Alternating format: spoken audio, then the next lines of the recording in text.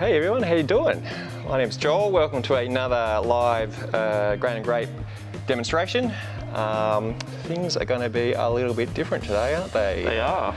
I'm joined by Ben, of course, who's going to be behind the camera today, mostly doing things there. So apologies in advance if the technical production isn't quite up to scratch as much as what it normally is with Joel behind the wheel. The real talent, as we all know, lies behind the camera, not in front of it. But I believe in you. I believe in us. I think we'll be fine. Subverting the norms today. And in fact, speaking of apologies, I do apologise for my COVID bangs today. You're going to be having to look at those for the entirety of the stream. Yeah, we both got some great hair, to be honest. It's distinguished. But yeah, I don't think I've had hair this bad since high school. And in fact, I think this is the exact same haircut I had in high school. So yeah, bad times. So today we are doing yeast. We're talking about liquid yeast specifically. I'll be covering some pretty basic territory, I think. So for those of you who are perhaps more intermediate or advanced homebrewers, you may know a lot of this already, but perhaps you could discuss some of your thoughts in the chat and share your knowledge for those of us, or for those of you out there who are perhaps new to the world of liquid yeast. It behaves a little bit differently, I guess you could say, than dry yeast, but I'll be going through all that, telling you the differences between liquid and dry, how you handle it, and we'll also be going over how to make yeast starters. If you haven't heard of that term before, stick around, you'll find out. Well, I might jump behind the box. Yeah. We'll get it all happening. All right, cool. Wish us luck. Now, I'm just going to do a thing here, get rid of that.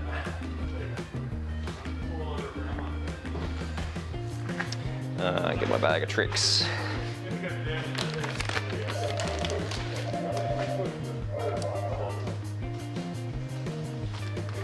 So, let's cover some really basic stuff first. I might just actually mute that. Sorry, I'm back. So, dry yeast. You're probably all familiar with this. Everyone pretty much starts out using dry yeast in the beginning of their forays into homebrewing.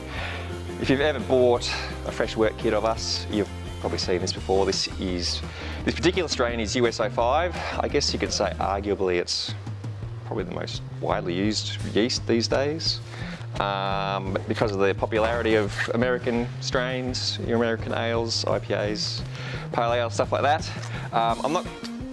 This isn't going to be a video about particular strains. I'm just sort of showing you some of the basic examples of what you've probably seen. This is Nottingham, another really versatile yeast. It's an English strain, so it gives you depending on how you use it, a bit of a mix of clean flavours, or if you ferment it a little bit warmer, you can get some nice esters and stuff like that going from it.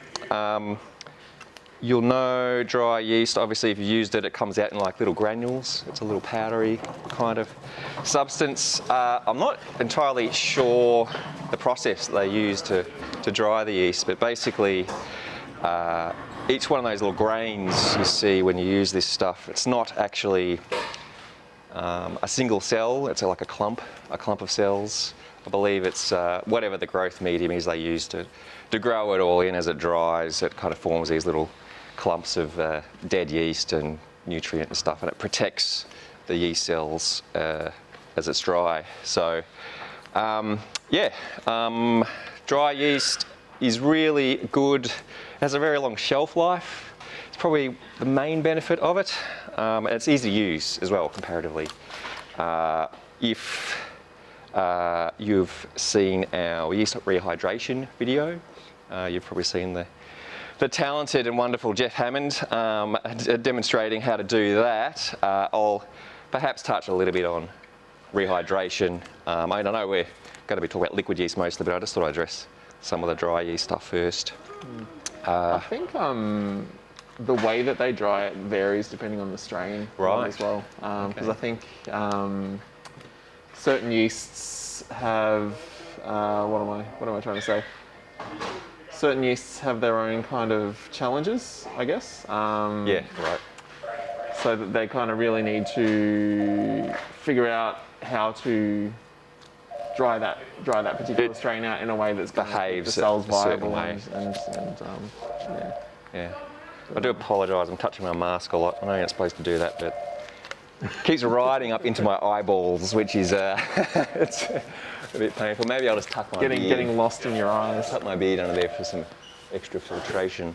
Yeah, so I mean it's a bit of industrial magic, I guess, how they kind of worked out how to do all this sort of stuff. Dry yeast, but yeah, that's probably the main benefit. It's ease of use and it's shelf life. That's why we recommend most people start out with it. Some people are adventurous, they dive right into liquid yeast. But dry yeast, yeah, you'll all know this stuff. This floor is really sticky too, by the way. I don't know if you can hear that. We were brewing a work kit yesterday, and I don't know if mopping occurred afterwards. So I'm going to have some trouble moving today. But dry yeast isn't just for beginners either, too. I want to make that point as well. You know, experienced and advanced home brewers continue to use dry yeast. I can still use dry yeast. Ben still uses dry yeast. A lot of commercial breweries use it as well. Yep. So don't be mistaken in thinking that this is just an inferior product, or that it's somehow only for beginners. It really works in a pinch, and there's a lot of factors that go into determining the quality of the beer you make at the end of the day. So it's not just about the yeast, but there are some factors that do play with the yeast as well. So I think I've covered dry yeast. Let me just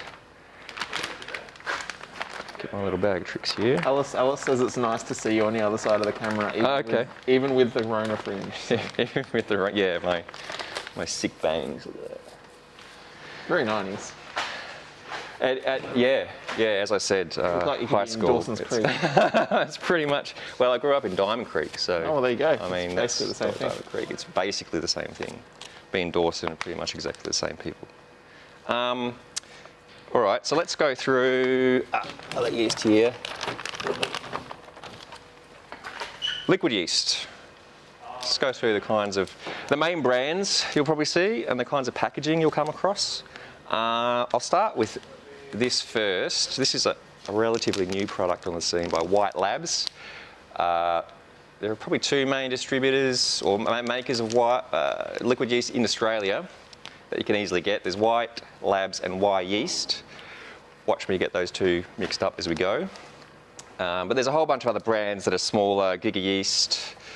I can't think of any off the top of my head. Ben, do you know of any other kind of liquids that are out there that are... I'm not too sure. Yeah, I think what tends to happen is you pick your yeasts that you're comfortable with and you know how to work with and you stick to them. So because I've always had access to yeast, I've kind of stuck mostly with them. But yeah, whatever you start with tends to be... You grow a bit of brand loyalty, I suppose. But these are the main ones we stock anyway. But they're easily found if you're not in the local area here. Most homebrew shops will carry these nowadays. Once upon a time, they were less easy to find than they are now, but we're really blessed these days with the amount of products that we have access to as homebrewers. So yeah, this is White Labs version. They've got these little pouches which they developed, they brought onto the market a few years back now. Initially they were in vials like this, and you've probably seen these before too. The new packaging, I think, was a result of some new engineering, some production techniques that they employed.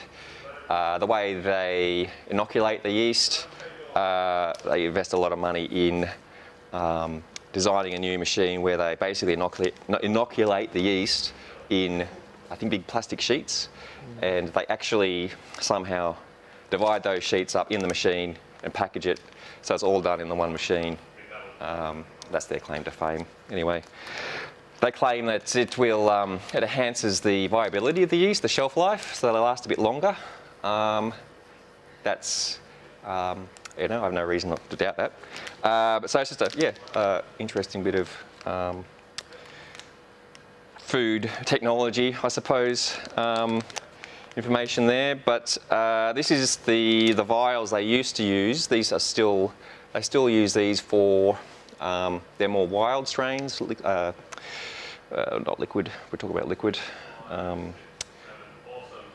What's the word I'm looking for? But bacteria. So they're bacteria, wild strains, stuff like that.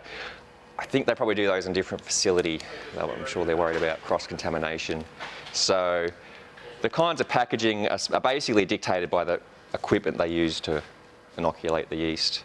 So this is a bit of an older style packaging, but you can still, find these around a lot. Yeast bay is another good.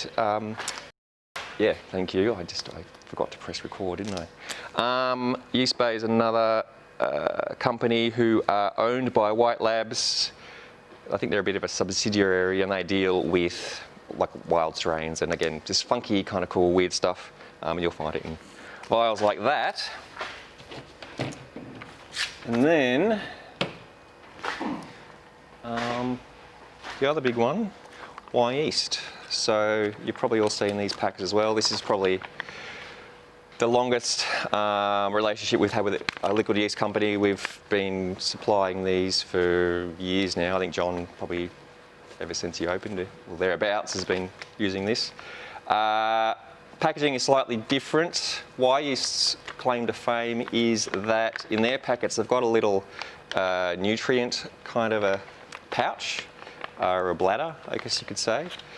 The point of that is that you can, they call these smack packs, so you can smack the pouch inside. It takes a little bit of practice. I'll show you how to do it. And then the nutrient mixes with the yeast, and it kind of wakes the yeast up and gets them kind of healthy and active and going before you chuck it in your beer, or your wort, I should say. It's important to note the nutrient pouch in here doesn't actually grow extra yeast. That's something that people can get mixed up with. All it does is it kind of gives the yeast a bit of nutrient and it wakes them up, it gets them going. So in a way it kind of behaves a bit like a mini starter or a vitality starter, I guess you could say. Vitality starters are a kind of recent concept. I might dive into that a little bit later. But each of these packs, that's the floor again. They contain, as far as numbers go, and these numbers probably don't mean a lot to anyone who's just sort of starting out, 100 billion yeast cells per pack, which sounds like a lot, but that is a best case kind of scenario, and there are reasons why these may not contain that exact amount of yeast, which I'll go into. I feel like the White Labs might be less. Okay, actually you're right, I do think now White Labs. So Yeast will, they sort of say 100 billion cells, like it's fact. I don't think they claim it's fact, but that's sort of the number they work off. White Labs might be more of a range. I think they like say a 90 to 120 or something, which is probably a bit more realistic. But again, there are reasons why it's hard to know exactly how much yeast there is in these vials or packs. The bacteria vials, the wild stuff, have less generally. Bacteria, Brettanomyces, a wild yeast strain, behaves a little bit differently than normal Saccharomyces, which is your ale strains that you are probably all familiar with.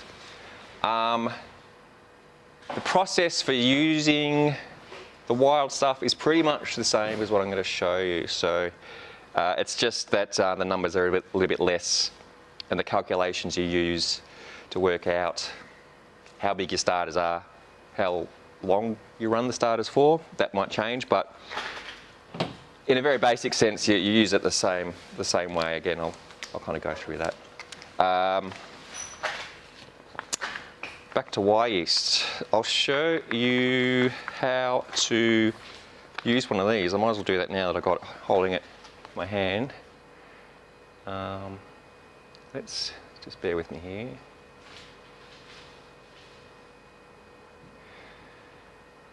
Just looking at my notes, making sure I'm covering the right things. So, yeah, Yeast, smack pack. So they call this an activator pack. As I said, the little nutrient pouch in there doesn't give you extra yeast cells, it just wakes up the yeast that are in there and gets them ready.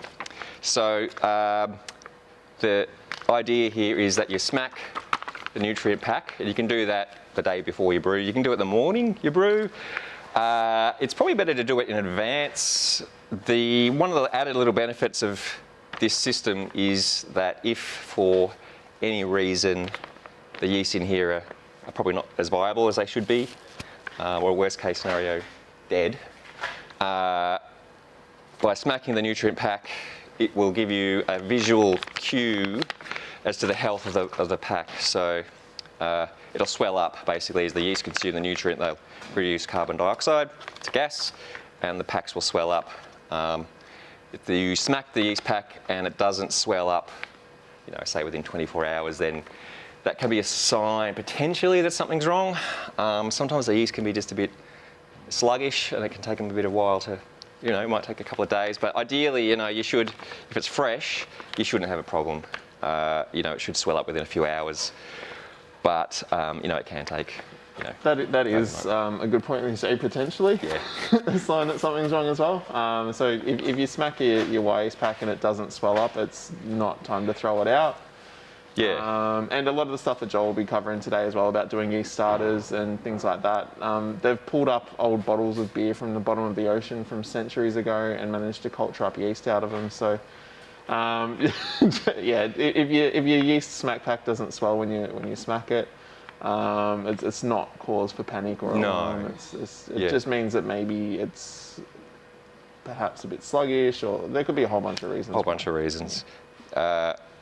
As I said earlier, it's a bit hard to know exactly what's going on inside the packs here. The manufacturers say, they recommend you use all the packs within 6 months, but that doesn't mean that beyond 6 months, the yeast hit 6 months and they all just decide to die. I don't think yeast really work that way. I've revived these packs that have been over 12 months old, just sort of trawled through the discount bin in the fridge and found a weird strain that we don't have anymore, and just as an exercise, try to revive them. And you can do it. So the older the yeast is, yes, they can be a little bit sluggish to get going. I'll cover I will go into all that as we go. But yeah, as Ben was just sort of reinforcing there, if the pack doesn't swell up completely quickly, that's not a sign to panic. But how to use it is pretty simple. You just got to kind of feel around in there, pinch it, and you'll find the bladder, it will sort of move around in the pack as you go. So I just like to try and get it into a corner.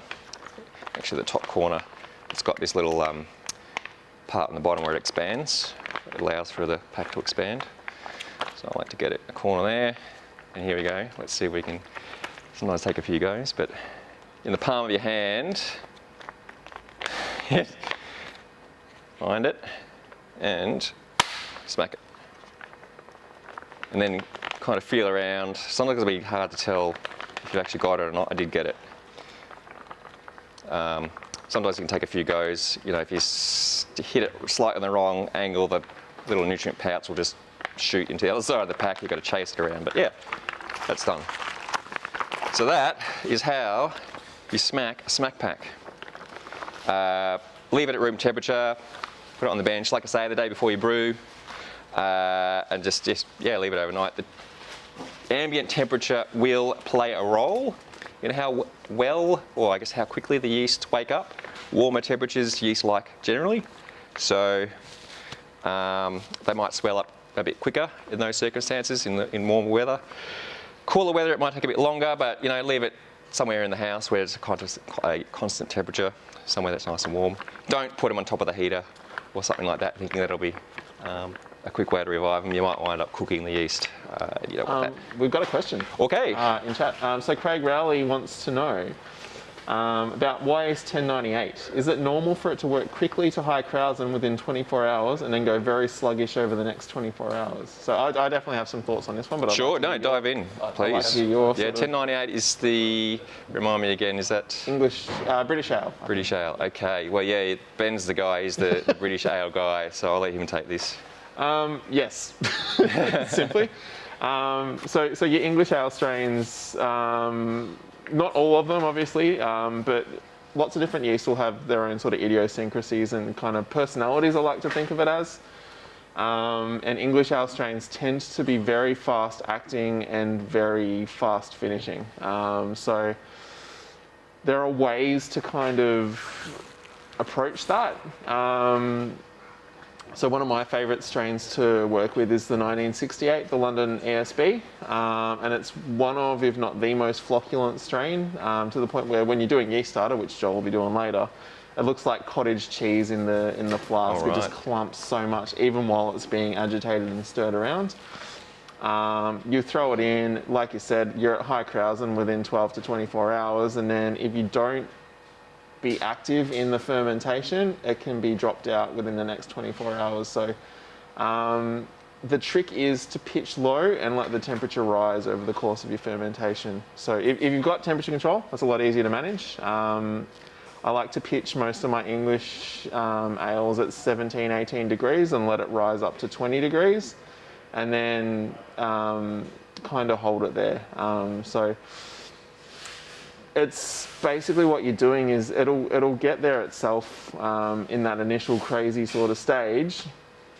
It'll shoot out the gates. It'll work really, really, really hard, and then all the easy sugars to eat are gone, and it'll be like, I kind of sprinted too much too early, and I'm sort of getting sluggish and tired now, and it'll drop out. So giving it a little bit of extra warmth, a little bit of extra heat and TLC over the course of your fermentation, it just sort of helps encourage it along so that it gets the job done. And you can always sort of bump up half a degree, keep it kind of chugging through so that you get your attenuation that you're chasing. Yeah, I think there's some good points in there. Temperature control, I mean, this is getting a little bit outside the realms of yeast in particular, the conversation, but controlling the temperature in your fermentation is probably one of the best things you can do early on in your hobby.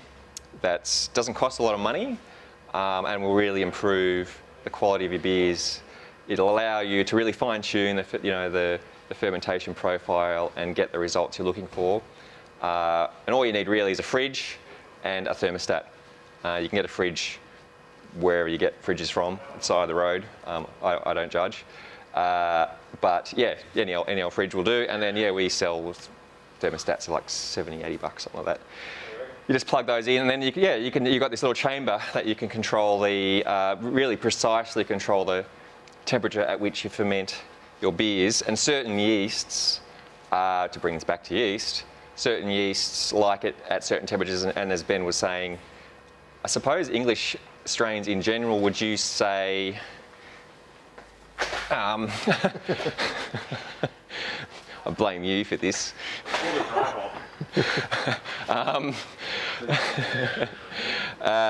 Yeah, English strains, as far as temperature goes, and there's another word in there, some of you may not be so familiar with. Attenuation is basically a description of how much sugar the yeast will consume within the course of their, I mean, this is a very basic kind of broad view. Ben will probably describe it better than me. But how much sugar the yeast are capable of consuming, and how much they have consumed within the course of their lifespan, I suppose, in the fermenter. So English strains tend to attenuate less than other strains, very generally, broadly speaking. Would you say that's kind of... Yeah, it sort of varies from strain to strain. Like you can definitely get medium to high attenuators. But what you tend to find with a lot of English strains, they tend to be high flocculators. Okay. And that tendency to clump together and sink out means that quite often you won't get that full attenuation in your fermentations. And that's the thing you've got to watch. So by babying them and kind of helping them get the job done, you can still achieve that attenuation and end up with that brilliant clarity in your beers, which comes from those nice flocculent strains that drop out. Yeah, flocculent, so they drop out. You wind up with less yeast in suspension, which means a clearer beer. Yeast in suspension means cloudy beer. And certain styles of yeast like to stay in suspension, they like to float around, so they're less flocculent. Cavaques are probably, a big example of that. Certain Saison or wild strains. And of course, Neepers, which was a topic we covered. Yeah, a controversial topic we covered on the yeast side a few weeks back when Ben did his Neeper show. Basically, Neepers, for those of you who know, New England IPAs, very cloudy beers. They're known for their haze. There's a bit of debate going on as to whether that haze comes from the yeast or just from the amount of hops, the tonnage of hops that go into those beers. It's probably a combination of both. But basically, there's lots of strains you can use, but those strains, I guess, are divided into ones that flocculate really quickly and ones that don't. And there's, I guess, some debate about which is the best to use. And you discovered that they both kind of work as well. Yeah. they achieve results, but in different ways. In different ways. Different results. Yeah. So still get good beer. But yeah, English strains, I guess, going back to those as well, maybe require a little bit more finessing, a little bit more babying. If you have a yeast strain that flocculates, is a high flocculator, as Ben was saying, there's a chance that they will fall out of suspension before they've finished the job. And that's where you can wind up with something that's called like a stalled fermentation or a stuck fermentation, where basically the beer or the wort, the yeast, don't quite finish the job properly, and you wind up with a sweeter beer than what you might want. Yeah, so I guess, I hope that answers the question. Let's talk about, I guess, the advantages. Get myself a prop here. The advantages of liquid yeast versus dry. So probably, in my opinion, the biggest advantage is variety. It's the strain selection. Dry yeast is great because it's no fuss and relatively easy to use, but you're kind of limited in the selection of strains that you can use. Whereas liquid yeasts, I mean, there's just, I don't even know, hundreds of strains out there. It might even be in the thousands, I don't know. White labs are really good for that. In particular, they have what they call a vault, where they have, I guess it's like a seed bank, the seed bank for yeast, where they have countless amounts of strains just sitting there, which they can inoculate, I guess, wake up, harvest on demand. And so if you check out their website, they do some cool stuff where you can basically go into a, I don't know what you call it, it's not a raffle, but basically you express your interest in a particular strain. When that strain reaches a certain number of people who are interested, they release it and send it out to, straight to you. And so you can get some strains that are perhaps not, some rare and unusual strains that way. Y yeast, of course, as well, also have a whole bunch of stuff. A lot of the strains are, they have different names or different kind of numbers. The batch numbers are different, but the strain is the same. So for example, the dry strain over here, US05, White Labs have their famous 1056 American Ale, which reportedly they're exactly the same strain. Interestingly, yeah, have a little chuckle there. If you want to do a little experiment, this is probably 2 yeasts to try. You could split your batch, ferment one with liquid yeast and ferment one with dry, just to see what the differences are, because there's I don't know if it's really a debate, but regarding the quality of dry yeast versus liquid, are there any difference? In theory, if it's exactly the same strain, you should wind up with the same beer at the end of the day, right? But we did an experiment here. I don't know how thorough it was, but it was basically an informal little thing where we split a batch. We fermented 1/2 with liquid, 1/2 with dry, and we sort of farmed it out to the public to get their opinions on.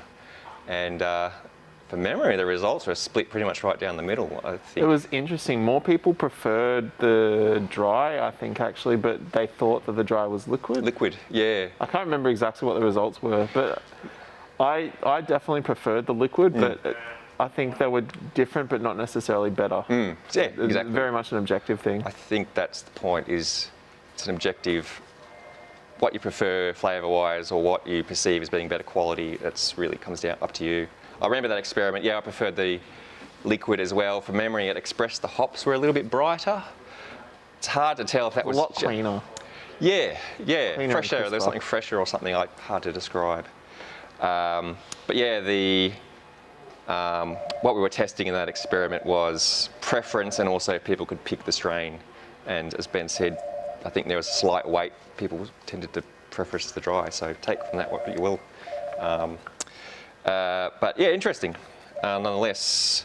So I guess that brings us to the other, I guess, subjective advantage of liquid yeast is that it's arguably produces a better result.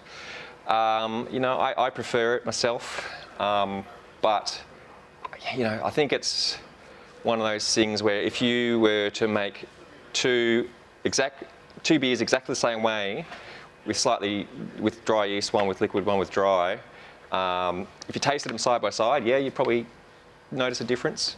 But if you tasted them a few days apart, you probably wouldn't be able to pick out the difference. So it's just, you know, comes down to what you prefer. I guess as you're going to go into as well, a lot of it comes down to process. Yeah, there's a lot of variables that go into producing, dictating the quality of the beer, you know, you make at the end of the day. So it's not just yeast strain or the type, it's how you manage the yeast. Nutrient profile, that's important. I'll get to that as we go. Sorry, again, I've touched my mask, I know. The way you brew the beer, I mean, there's so many factors. It's a holistic kind of thing. So I don't think just by using liquid yeast in isolation over dry that you're going to wind up producing an amazingly better beer. You're likely to treat your yeast better when it's liquid, though. Yeah, I think that's the key. Yeah, like as you're about to do, you're going to do starters and things like that. You are giving the yeast the best shot at being the healthiest, happiest yeast that you can have. Whereas with dry yeast, you tend to just dump it in, or maybe rehydrate it and dump it in. But even still, compared to like a liquid yeast that's gone through the process of having a starter done, and like you end up with a really healthy, really happy, strong ferment. That's right. So then that's more process. The yeast thanks you for it. Yeah. Yes, yeah. So if you do find yourself diving into the world of liquid yeast, there are certain things you're going to find yourself doing that you probably don't do necessarily with dry, and those little extra steps are going to be what winds up with a better product, a better beer at the end of the day. I guess you could say that maybe, you know, depending on where you sort of sit on the fence, that could be a negative of liquid yeast, just that extra little bit of work you've got to do. A little bit of extra bit of caution when handling it, again, which I'll show you how to do that. So, you know, if you just want to make beer and you don't sort of care about sort of all the satellite kind of aspects of home brewing, then dry yeast is perfectly fine, and you can make really good beer with it. But you know, you might find yourself as you progress in the hobby wanting to expand, you know, your repertoire of skills and, you know, just the stuff you enjoy. And liquid yeast is a real rabbit hole we can go down, and I found myself kind of diving into that rabbit hole myself, and really enjoying it. So it depends on what you like, what you get out of the hobby. But yeah, liquid yeast opens up some doors for you that way. So yeah, the other negative too, shorter shelf life than dry. So that's generally not a problem. Okay, so yeah, that's generally not a problem with shelf life. We have a pretty high turnover here, so most of the yeast you get when you pull it out of the shelves is within a few months of manufacturing date. But even if it's a bit older than that, that's not a problem. I'll explain to you why that's the case. But you know, again, it comes down to preference. Some people think that the shelf life of liquid yeast is a negative, and they might avoid it for that reason. And I hope to, you know, if that's you, I hope to maybe change your mind on that as we go. So I think we just sort of covered the basics there of liquid versus dry, at least. How are we going for questions or anything like that? Everyone's just listening? Chat's sitting there. Quiet, but I feel like there's people in there. Okay, good. I can sense beyond the screen. There are people out there. Oh, even if they're not. This video will stay up forever, which I'm really happy about. Again, I keep going on about my hair, but so yeah, I hope that this video will it can stand as a bit of a resource for people down the line. You know, if you think about diving into liquid yeast, or perhaps you haven't even started home brewing yet. Maybe you're just searching around, doing your research, and you've come across this video. I hope that you can get something useful out of it. So liquid yeast is great, right? You can make a better beer out of it, more strain selection. But how do you use it? You just rip the top off and just chuck it in your beer. If you believe the yeast manufacturers, they will tell you, yes, you can do that. But that may not necessarily be the case. And I'll explain that in a second. I think what we'll do though is quickly just go to a break. Yep. We've got to give the camera a bit of a rest. We are recording this to tape as well. Not tape, but you know what I mean.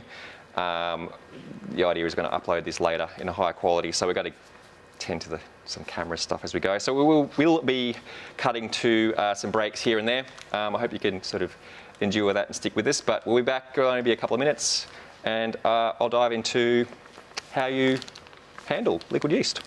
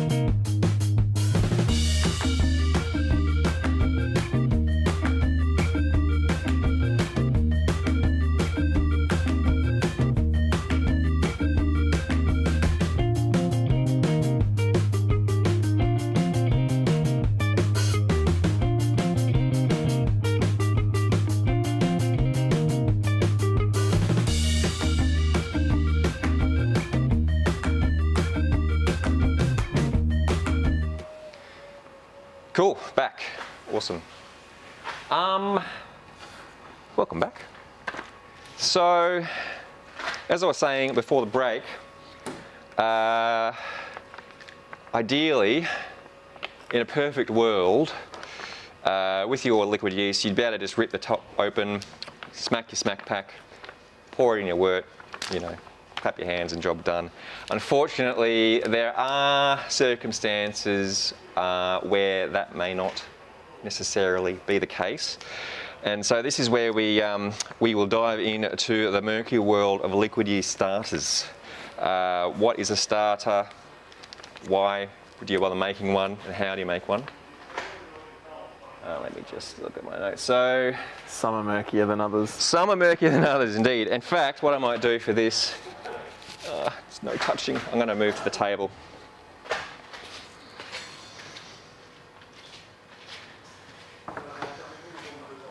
Let me just get my things organised here. How am I looking? You can zoom in a little bit if you need. You shouldn't need to zoom in too far. I do apologise for anyone watching this live. The resolution is a little bit low. What we will be doing is, I know I've said this a few times, but our intention is, as we record these to disk, I'm going to go through and edit little packages from what we record in the streams and upload them in high quality. So if there's anything that maybe you can't make out entirely in the live version, you can go back and watch one of the high quality uploaded videos that later down the track. I will humbly suggest that maybe you click the subscribe button if you're interested in checking out anything we upload in the future. I know I sound like one of those thirsty YouTubers, please subscribe, please like me, but in all seriousness, it helps you out because we will be uploading more content eventually. Things are getting a little bit slow to get off the out of the gates at the moment, but if you subscribe, you'll always be notified when some additional content goes up, and you know, it just helps us out as well on the YouTubes. Cool. Stuart Thornton has just said that he sent us a message about his dead 3787, and happy to report it's slowly coming back to life. Okay. So what happened there, Stuart? Was it maybe you can share his experiences? Did you buy a pack and smack it? How long has it been taken to sort of wake up? Perhaps we'll ask you that. Let's go through my notes here. All right, so yeast starters. What is a yeast starter? A yeast starter, it's kind of, I guess it's basically what it sounds like. You're, in a way, you're making a little mini beer.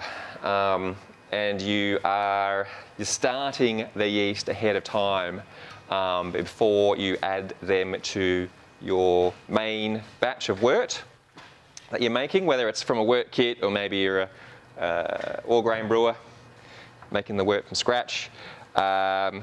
You're just basically reviving the yeast and getting them into the most ideal, optimal state you can prior to pitching into your beer. I use that word specifically optimal. I'll probably be using that a little bit as we go. Vitality is another word you'll hear me saying quite a lot. So Stuart's just said it was, the smack pack just didn't move. Was dated late June. It's been in a starter for 5 days, about to swap to a new starter and keep it going. Okay, yep. So that can be the case. And he's done exactly the right thing there. So as Ben and I were saying, you smack the pack. Generally when it comes to starters, you'll be making these well in advance of your main batch of beer. I mean, you can make them a day or two before. I mean, there's no harm in that. But I tend to make mine, even up to a week before I brew. 5 days probably is a more realistic timeline. One of the benefits in doing that is you're giving the yeast plenty of time to do their thing, and it also gives you plenty of warning if there is something wrong, like drastically wrong. usually you can take steps to fix them, but it gives you some time to sort it out basically. The last thing you want to have happen is on brew day, you get your smack pack out of the fridge, you smack it, and this happens to a lot of people. Nothing happens with the yeast and you panic, and you've got like 2 hours to sort of buy a fresh pack or just pour it in the beer and cross your fingers and hope that everything works. Generally it'll be fine in that instance. It can just take a little bit longer for your batch of beer to ferment. It's called a lag time. So instead of fermentation kicking off within 24 hours, you'll see activity in the fermenter, lots of bubbles and all that stuff. It could take a few days in that case. I guess it's not ideal.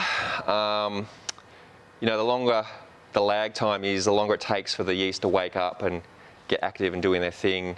Stresses can impact on the yeast in that time, and I guess there's a slight risk of fermentation. Again, that all comes down to your aseptic technique, how clean you are.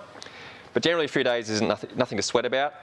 If you're a new brewer and your yeast doesn't take off within a few days, it can be a bit of a nerve-wracking experience, but try not to worry. But making a yeast starter is a way to avoid all that worry. Michael just mentioned as well, he has heard warnings about starters making beer instead of yeast. So I guess we'll cover that as we kind of chug along in terms of gravities. Yes, yeah. Actually, that's a good point. And all those sorts of things. Yeah, definitely. So we'll touch on that, Michael. In fact, thank you for the question. I think, in fact, I'll talk about that now. So, sorry that we've got Maddie behind the camera there. All good? Do we do a mop in there? Oh no, that's all right. Yeah, no, we're good. Matt was brewing yesterday. We were just. No, it was Pete. Oh, was it Pete? Yeah. Oh, okay. All right. You're off the hook, Matt. We were just, hacking on him about the sticky floor, but no, it's fine. So when I say, you're making a mini beer, the key, and I'll explain the numbers for you, but when you're making a starter, basically the ratio of ingredients you're using is not so much that you're making a high gravity beverage, and in fact it's not a beverage, it's not something you're going to be consuming. You can drink it, it's safe, but it's going to be going into your wort. You don't want to make a high gravity beer with your starter. There's a sweet spot between growing enough yeast in the starter and not creating so much alcohol that you wind up poisoning the yeast and inhibiting their performance and their growth. So that sweet spot is generally, it's between 1030 and 1040 specific gravity. Specific gravity is a sugar scale. If any of you have used a hydrometer, you should know what specific gravity is. I'll be referring to a couple of different sugar scales as we go. I'll try and explain them as I go. The point of the starter isn't to make, yes, it is to make as many yeasts as possible, but it's not about just blasting the yeast with sugar and increasing the numbers at no matter what the cost. You're kind of wanting to make sure you're increasing the numbers of yeast, but you're also wanting healthy, viable yeast. And in a way, healthy, viable yeast, it's kind of almost as important, if not more important, than pure numbers. You can get away with pitching a low pitch rate, that word pitch rate, I'll explain that a bit later.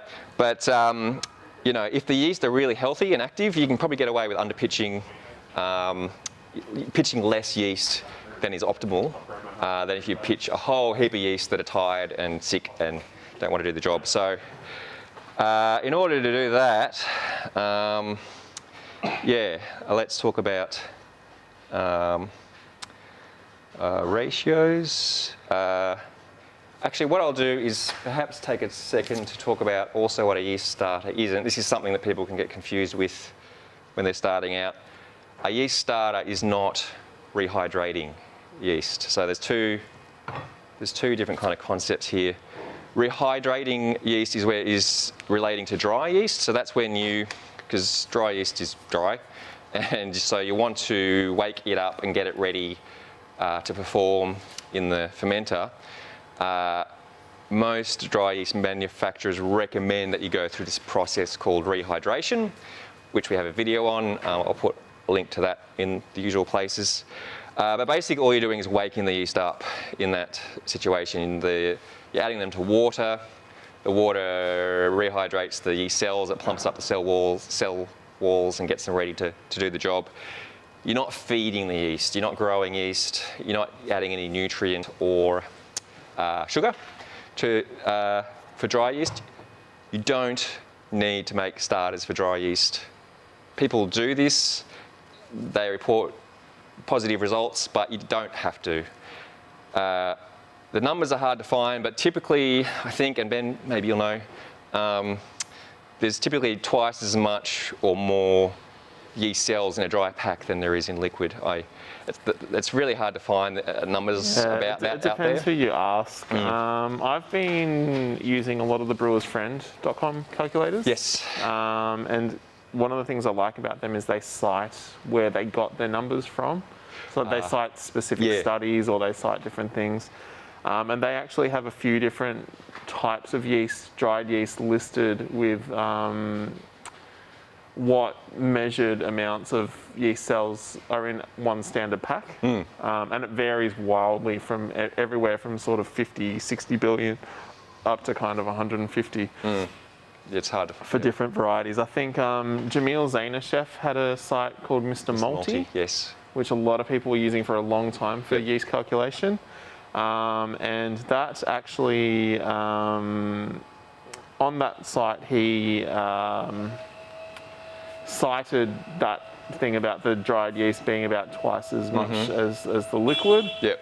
I don't know where those numbers came from. I'm sure he would be able to tell you exactly, because Jamil's awesome. He's a knowledgeable guy. We stand Jamil. But it's kind of, I think it's a good idea to sort of treat it the same as you would a pack of liquid, just to play it safe, and just always assume that there's less than you need, because it's pretty hard to overpitch, but it's very easy to underpitch with a beer. So if you, like most things in brewing, if you employ a bit of healthy paranoia and just assume that you've got less than you need, then you'll probably have better results. Some good points in there.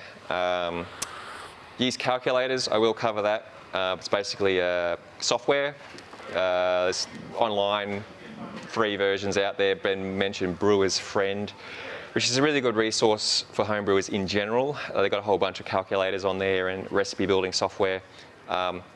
Just a quick note on that, grain&grape has no affiliation with Brewer's Friend. We don't do any advertising or anything with them at all. We just think it's a good resource.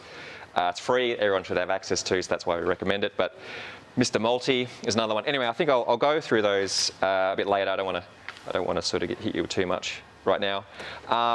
But yeah, basically, just to cap off that thought, dry yeast, rehydration, liquid yeast, starters. That's kind of all you need to know as far as the distinction goes. Sorry, this mask is getting into my eyeballs. It either falls down or up. It's one or the other. So you need to weave it into your beard. That's right. Yeah, that's what I was doing before. Just tuck my beard under there. It's a good look, isn't it? Neck beard. So yeah. Maybe just to cap off that thought with starters. So the point of a starter is that you are growing yeast. So by the end of the process of making a starter, you will wind up with more yeast than you will start with. Rehydration, you're going to wind up with the same amount of yeast. Whatever's in the pack is what you're going to get.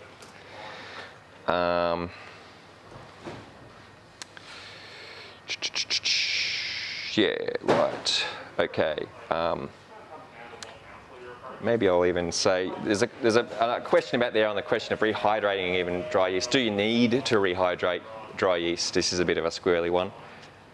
The answer is no, you don't have to. I know I'm diving back into dry yeast here, but I might as well cover it because it's probably a lot of you out there who are new to yeast. This may be a question you have.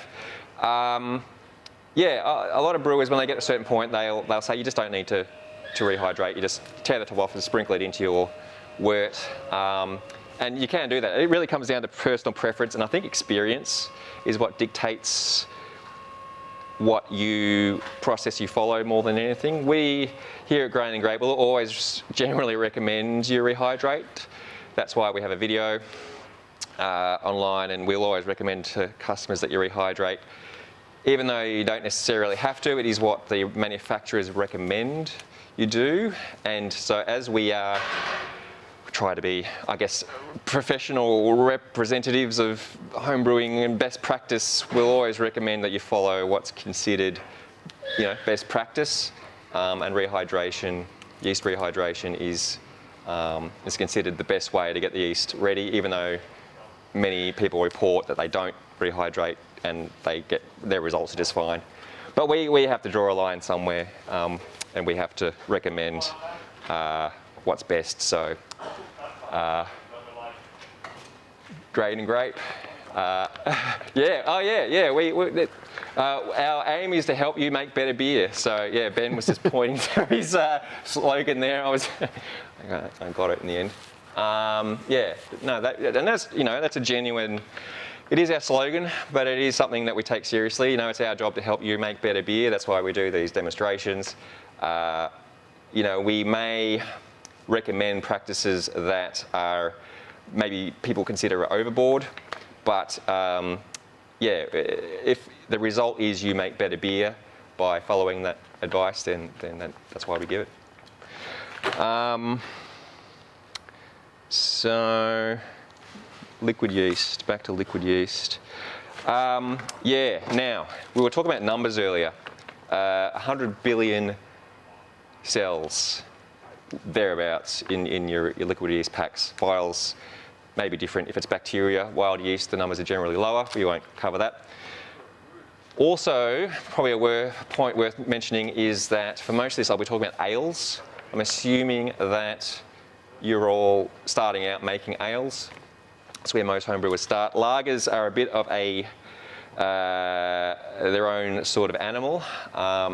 Lagers require more yeast than ales to ferment optimally. Generally, again, very broadly speaking, twice as much. You need twice as much yeast to ferment an ale properly than you do an ale. Twice as much liquid yeast cells to ferment a lager than you do an ale. Thank you, I got that eventually. That's because lagers, it's partly due to the strains, they ferment a lot cooler. It's like a low and slow kind of process. Ales ferment warmer, and just the yeast, the way they've evolved, you don't need as many.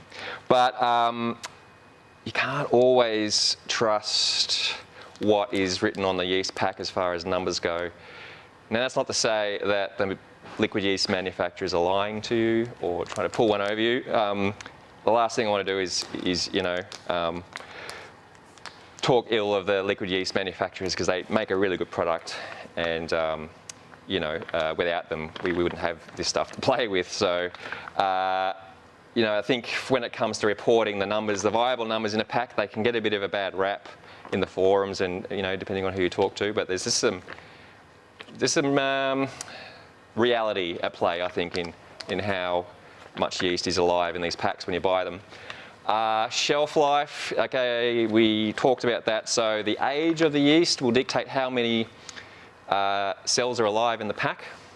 The older a pack is, the less cells you're going to have. So assuming best case scenario, fresh out of the factory, you get 100 billion cells thereabouts in one of these packs. Every month that passes, that number drops. The rate at which that number drops, it's really hard to sort of predict. It depends on factors like how well the yeast is stored. Also, the fact that, here in Australia, this stuff comes from America, so it has to get shipped down. I guess it's air freight usually, but they're shipped in cooled containers, so they really do their best to try and keep the yeast in an optimal state. We also, as soon as they get here, we put them in the fridge. We really do our best to keep them fresh and healthy. And I think, generally speaking, there's probably more live cells in here than we give credit for, but when it comes to your approach, as Ben was saying before, and what I agree with, is always assume there's less. There's a little bit of healthy paranoia is probably just a good state to be in, just in general. That way, you avoid underpitching, not pitching enough yeast and not pitching enough healthy yeast is probably one of the biggest errors new brewers make. I know I certainly made it. And then the problems you face under pitching are going to be outweighed by any issues you may experience by over pitching. So there are calculators that you can use to work out how much, how viable a yeast pack is. I'll touch on that perhaps a bit later. Brewer's Friend was one we mentioned. That's probably the best one that I'm aware of. There's also paid options. Beersmith is a piece of recipe building software that has calculators installed within it. We sell that at the shop if you're interested in checking that out. These calculators work on, they've got some formulas that they work on that try and predict what the health of the yeast pack is depending on the age, but they make a lot of assumptions, and it's just a guide, basically, something to work off so that you can dial in the numbers specifically. But if you're just starting out, don't worry about any of that stuff. Don't worry about pitch rate calculators. Don't worry about any of that stuff. What we're going to do is show you how to make a starter using the simplest method possible that'll just grow you enough yeast that'll get you through a broad range of situations. So that's what we're going to do now. Let's just go through here.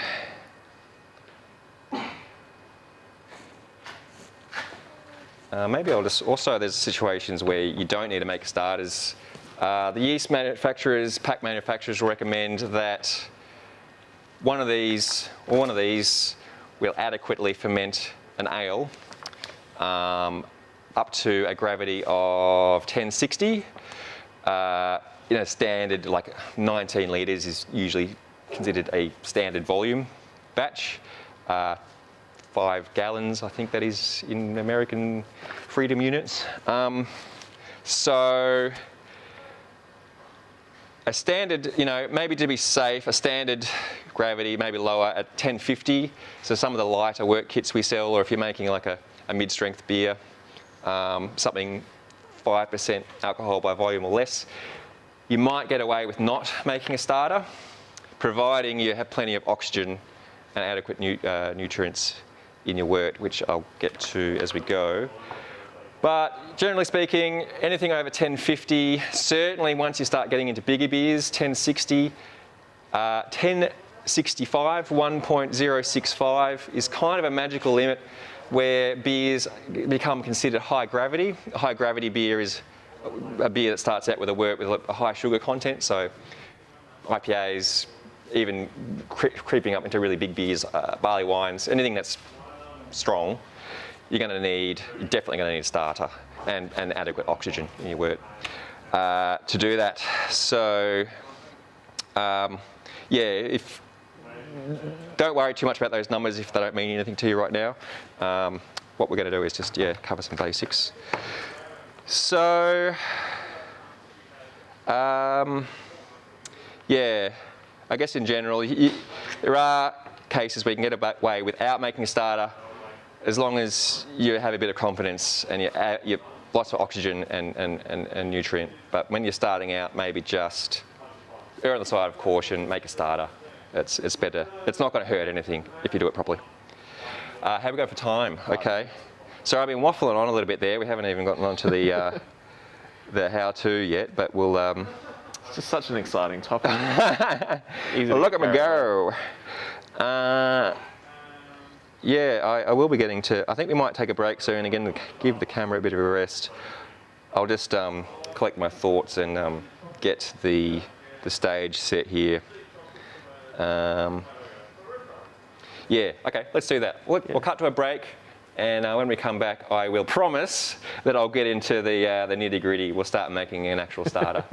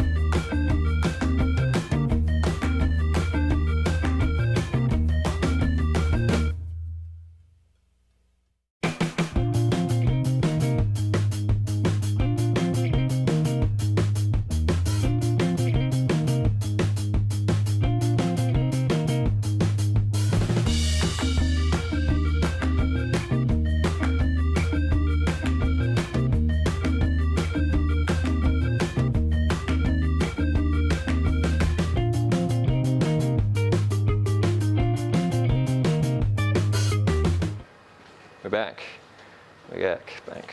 People making jokes about my hair during the break. It's majestic, isn't it? Finnegrees. Let's reset my mask again. Sorry. So gear, you don't need a lot of fancy equipment. Just hit, yeah, good. Hit the button. When it comes to gear, you don't need a lot of fancy equipment when making a yeast starter. It helps though to have some kind of fancy equipment. You can make a starter in anything. Basically you just need a vessel to boil your ingredients. A pot is fine. And then you need something to ferment the starter in. A jug will work. Bottles are fine. But probably the best thing to use is an Erlenmeyer flask. These are pretty easy to find, well, very easy to find. We sell them here.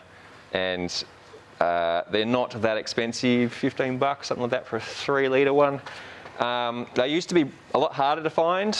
Not that long ago, good labware was scarce in Australia in particular, but as home brewers began to cry out for it, supply and demand, and now you can find these things pretty much everywhere. A 3 litre starter size is a really good all-round one to start with.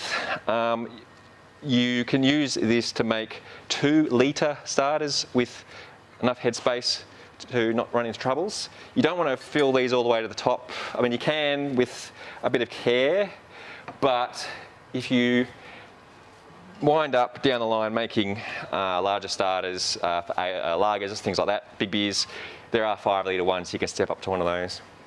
Perhaps an investment down the line. Again, they're not terribly expensive, so you can build up a collection over time. They're made of borosilicate, so the same stuff that Pyrex jugs are made out of, I think, which means that you can use these to boil in. You can put them straight on the stove, boil in them, put them straight into cold water. They won't crack. In theory, I have heard of that happening, but I think it is very rare. I'll show you what I do to just be on the safe side with that. The other good thing about flasks is they minimise transfer. The one thing you don't want to do, want to avoid anyway, with liquid yeast is you want to minimise the amount of steps you do, the amount of touching, not that you're touching it, don't touch it. You want to minimise as many steps where you're pouring from one vessel into another and any handling. So using one of these is good because it all happens in the one container. So that's probably the main thing. Talked about 3 litre size. Okay, stir plate. Again,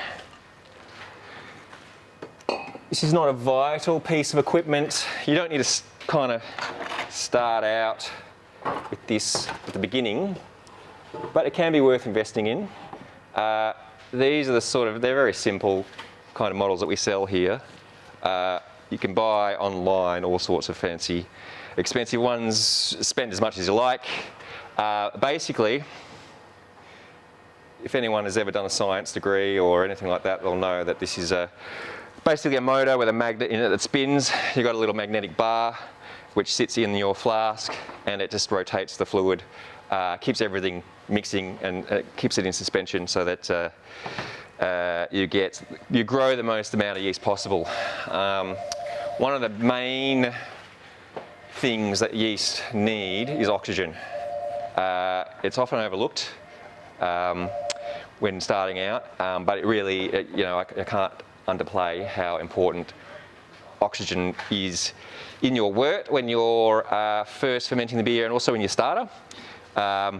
Initially, once the yeast have kicked off and started fermentation, oxygen is bad, and that's where it can get a little bit confusing. Oxygen is good in the beginning. Beyond 12 hours, probably 18 hours, I wouldn't push it much beyond that.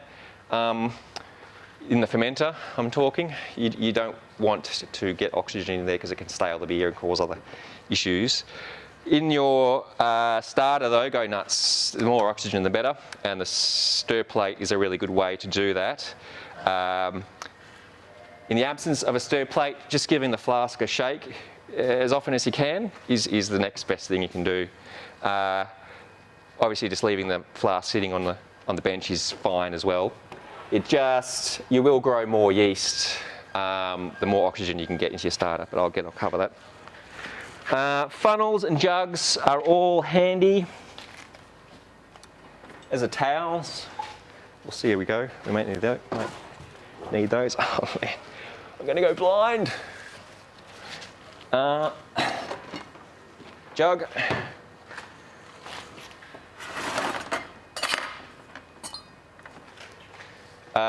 Yeah, a lot of this extra stuff, funnels, it's sort of personal preference. As you go, you'll find out what works for you, what you prefer to use. Scales, handy, measuring spoons.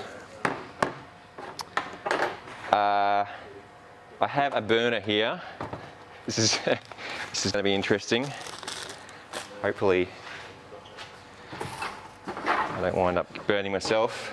Oven gloves are cool, not just fashion-wise, but when you're handling hot vessels, you're going to need an oven glove or a mitt or something to do that with.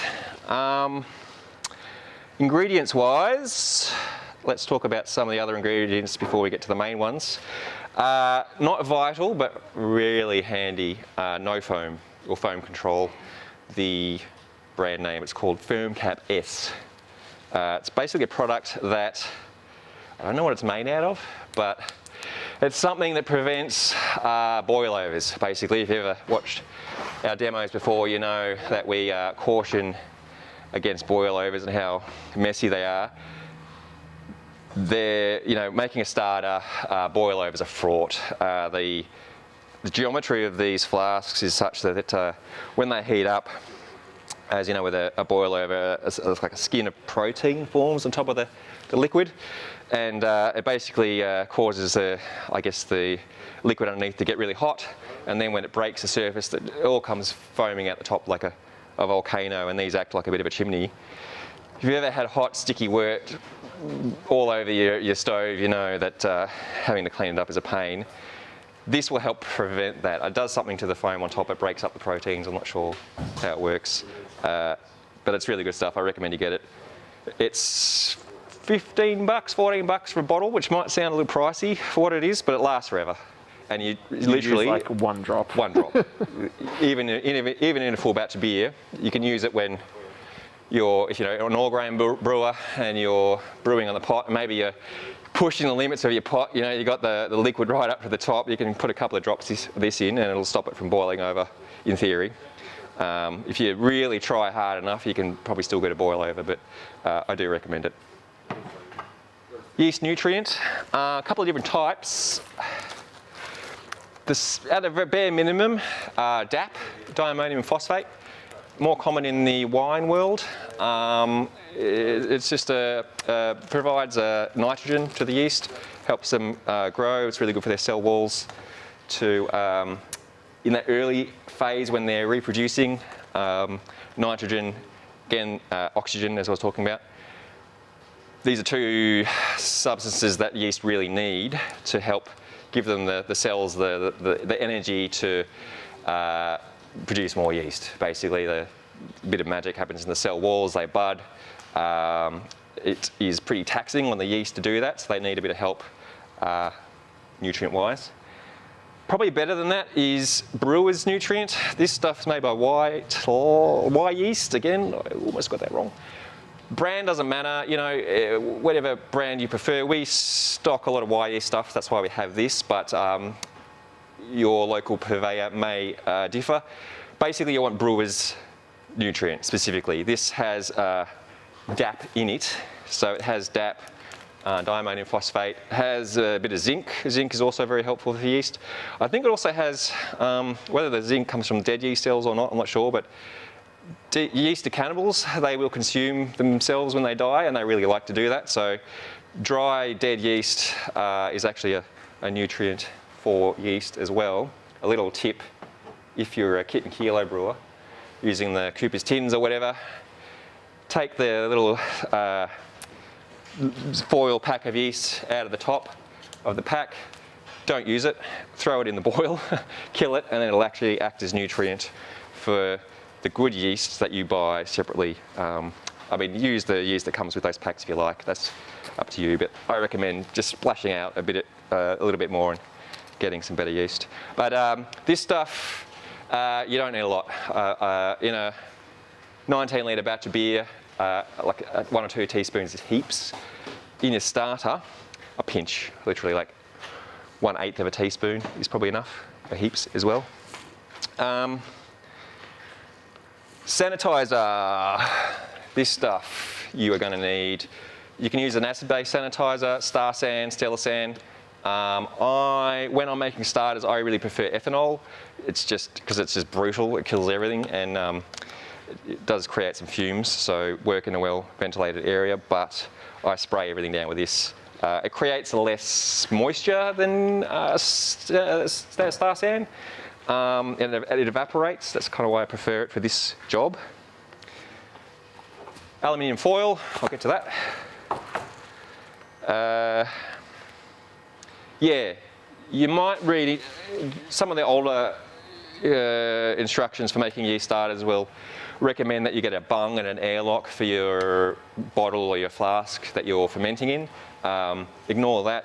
I think we do have directions on our website for how to make a starter. We're still in the process of updating that. I think it might mention a bung and an airlock there. So if you're watching this video and you check out our instructions, try not to be confused by that. We will update that.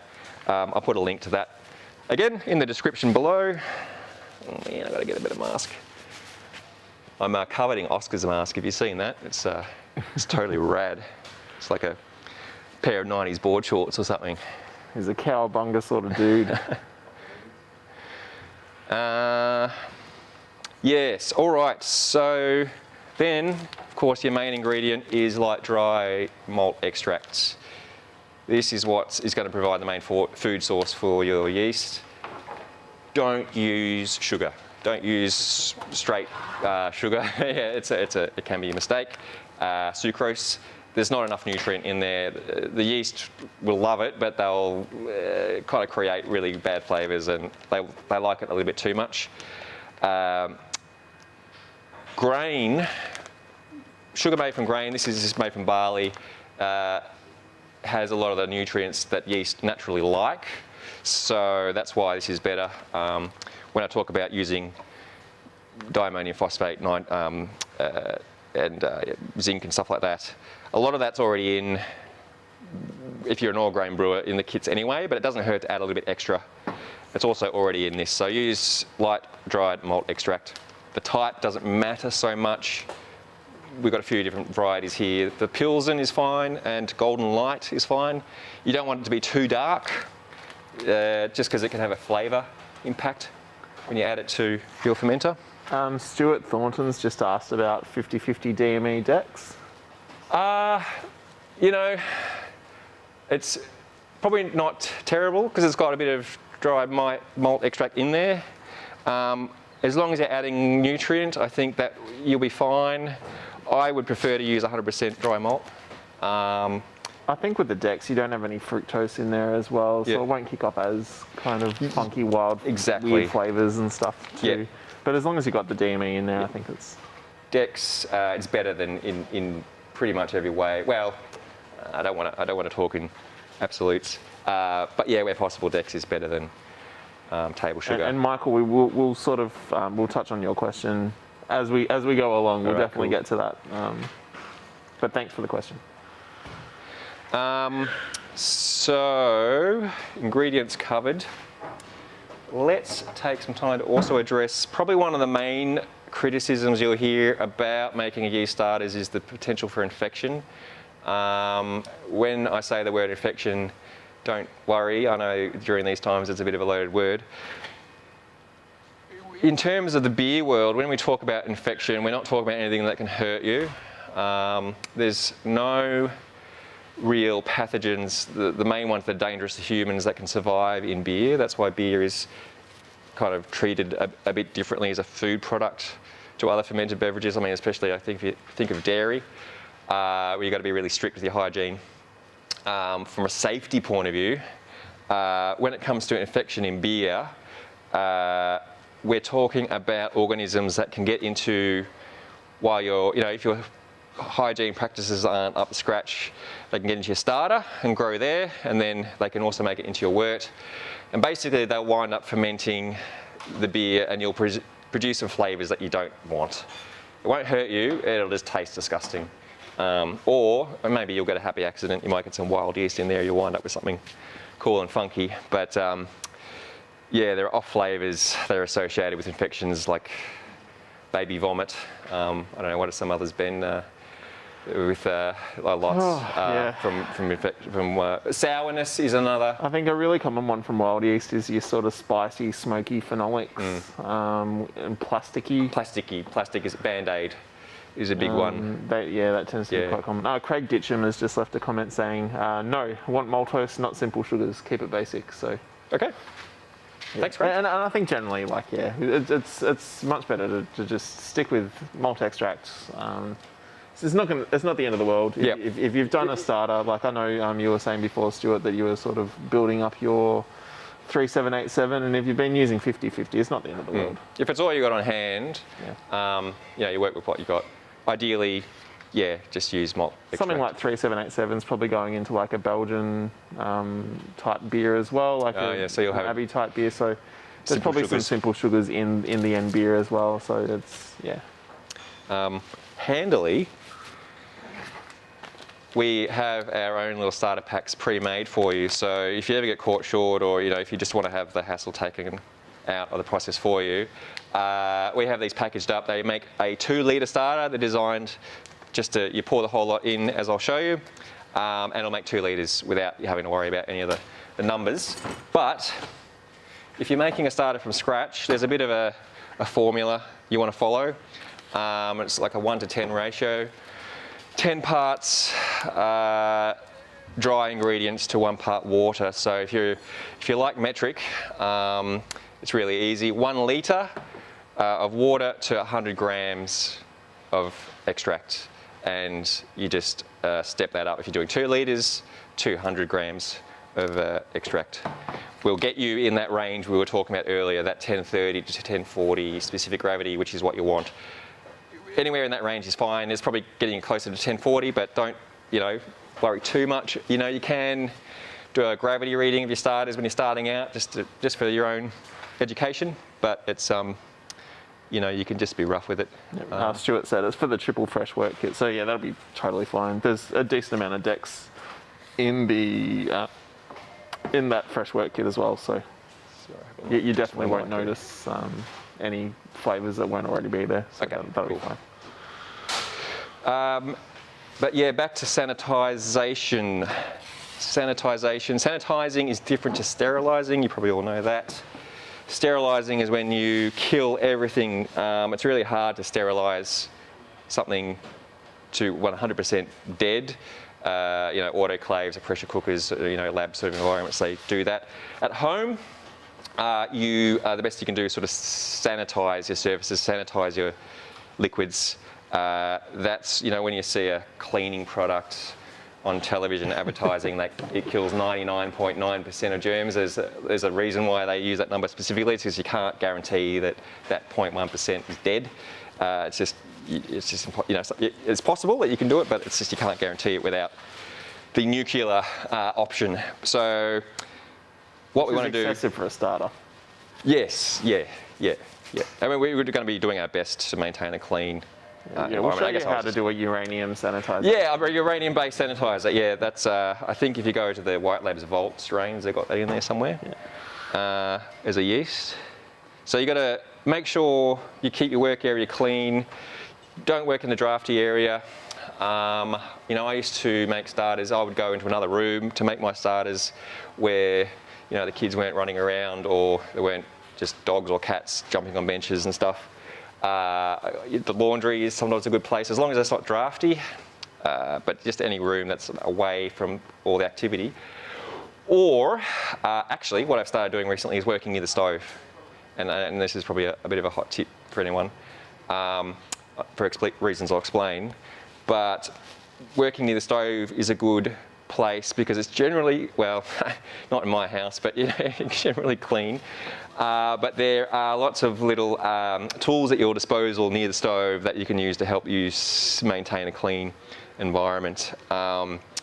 Basically, yeast and other bacteria and mold spores and all kinds of stuff are just floating around out in the world, everywhere, in the house, outside, in the back garden. And they're transported by various ways. They can attach themselves to a bit of dust, just float around. And you want to avoid that falling into your starter as you're making it. So you want to, a couple of tips to avoid that from happening is having a heat source. Heat rises and that sort of convection, is it convection current? Let's call it that. A constant heat source will sort of minimise anything that will want to fall in there. The other thing you can do is turn on your range hood, which I usually do. Depends on your range hood. In labs they have big laminar flow units. They're called. If you've ever probably seen a lot of pictures lately of people in labs with the pipettes doing stuff under the screen. It's actually in a chamber where there's positive air pressure that is being sucked through all the time, and it stops particulate from falling into the samples they're working on. So in the absence of a laminar flow unit, which I don't think everyone has at hand, the range hood may help. I know the range hood I have at home is particularly strong. It'll suck the enamel off your teeth, so I tend to turn that on, and I feel like it's doing something. But a bit of heat at the least will help. If you don't have a gas stove, I suppose electric will work. Induction won't work. You can buy yourself little alcohol lamps. I get these on eBay, a couple of bucks. You just fill them with a clean spirit and burn the top. I don't have one prepared to show you, but I think you know how fire works. So hopefully, but you get a couple of these and then you can just burn them, just keep one there and another one, just to keep them about. Being careful not to burn yourself, of course. Always be aware when you're working around an open flame, especially when you're using ethanol spray. It will frighten the cats if you happen to spray that near them with a flame. My cat's terrified when I burn the house down. Yeah, generally they don't like fire. Dogs, on the other hand, love it. So yeah, but these are really good. These are really good if you're just wanting, you can use them to, with your tools and stuff. You can run the flame over your spoons and stuff. You can, run the flame over the lip of your flask to sanitise, sterilise even that. So they're handy. I'll see if I can chuck some links to these. They pop up on eBay all the time and change, so I don't know if I'll put a link up, it'll probably disappear. Michael Voss has suggested how to make a chin strap for your mask as well, potentially. Oh, cool. So we probably won't be able to do that today, but yeah. We'll thank you. Take that comment on board. Yeah. And yeah, I know. Next stream. Yeah. These masks in particular, yours is cool, it seems to stay in place, but these sort of disposable ones. I've rigged mine up though. Oh, so, did you? Yeah, chat can't see, but I've basically got a zip tie and an elastic band that I've rigged up a sort of system for my mask. But. And as you talk as well, like if I was just sitting here, it wouldn't be a problem, but just the jaw movement tends to make it, yeah, so I know I'm touching it a lot. It's, I do apologise for that. We're mostly COVID-free in this warehouse that we're aware of right now. Things in Victoria are picking up, thankfully. We're not there yet, but and for all I know, I'm bitching about wearing the mask, but it really is, we're doing the right thing by wearing them, doing our bit. So yeah, work near the stove.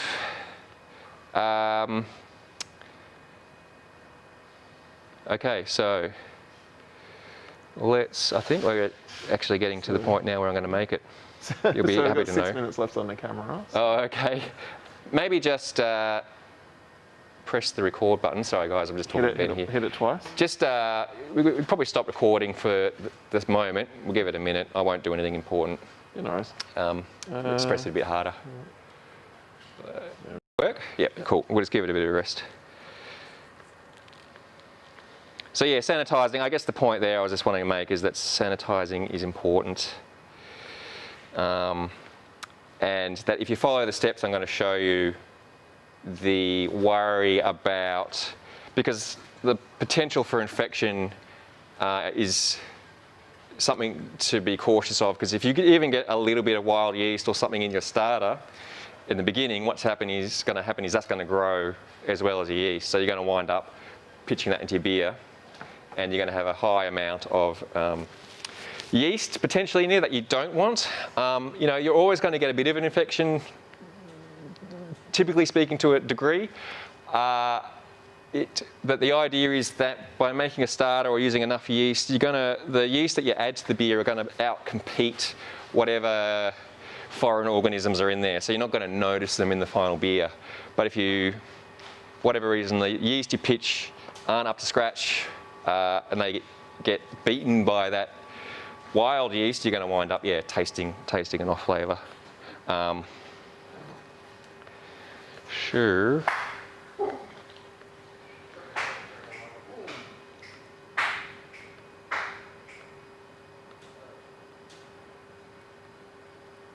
Okay, so yeah, maybe just hit the record button and we'll.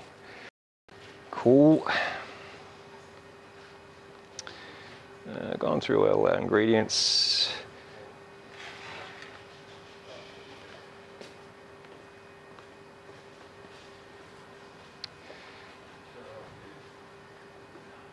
So yeah, this 2 litre starter is a good catch-all.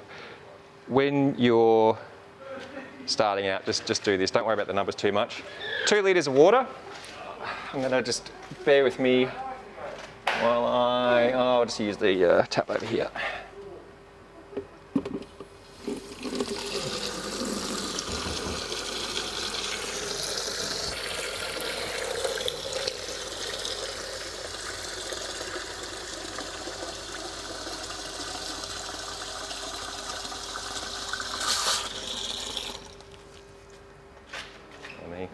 Guys are just giving me shit through the window.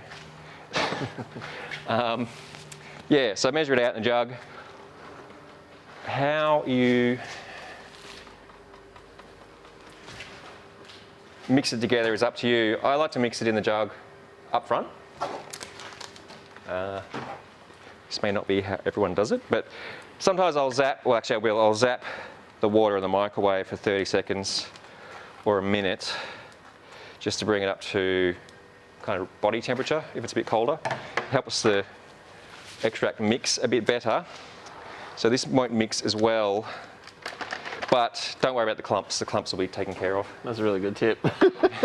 I generally measure the water in a jug and put the dry DME in the Erlenmeyer so that it doesn't get stuck on the neck of the Erlenmeyer if it's already wet. Yes. But yeah, miking the water is a good idea to help it dissolve a bit better. Yeah, I used to do the same thing. It's an extra thing you've got to clean, but it's not a major thing. I wouldn't worry too much, Michael, about water profile for starters. No. Don't worry, about your water profile. I mean, if you can, filtered water is always better.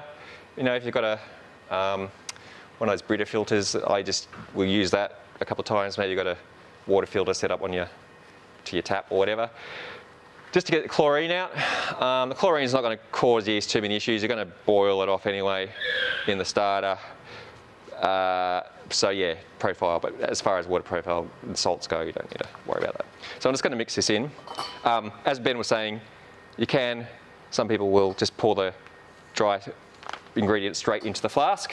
It can be difficult to get in, especially if you're using a funnel. I find that the eye of the funnel just gets clogged. Yep. Some people will just fold a bit of paper up. I'm not sure if that's what you do. I've never worked out how to do it, but yeah, pretty much. It's like a paper funnel. One of those millions of catalogues that turn up in the mailbox. Yeah, right. They're always good to use, that sort of thing. So I'm just going to pour this in. Our kits have nutrient added to them as well, beer nutrient, so you don't need to add any of that.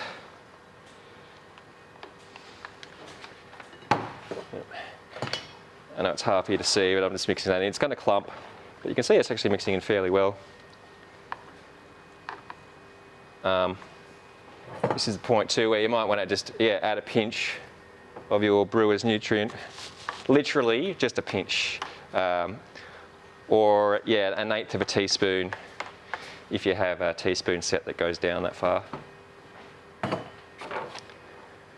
then, actually I will use the, actually no, I just kind of wing it. Sometimes I'll use a funnel, sometimes I won't. I won't use that today. As Ben said, you know, it's kind of annoying. You want to avoid getting malt and stuff on the sides, and watch me do it as I make a mess. You can see the clumps are just going to fall in there. If you do get any dry stuff on the neck of your flask, that's fine. You can just wipe it off. As it boils, let's give this a bit more of a stir. As it boils, the steam will kind of clean it up as it goes as well. If there's any stuck to the bottom of your jug, just kind of lift it off. You don't need to get 100% all of it. You know, some inevitably is going to get left behind.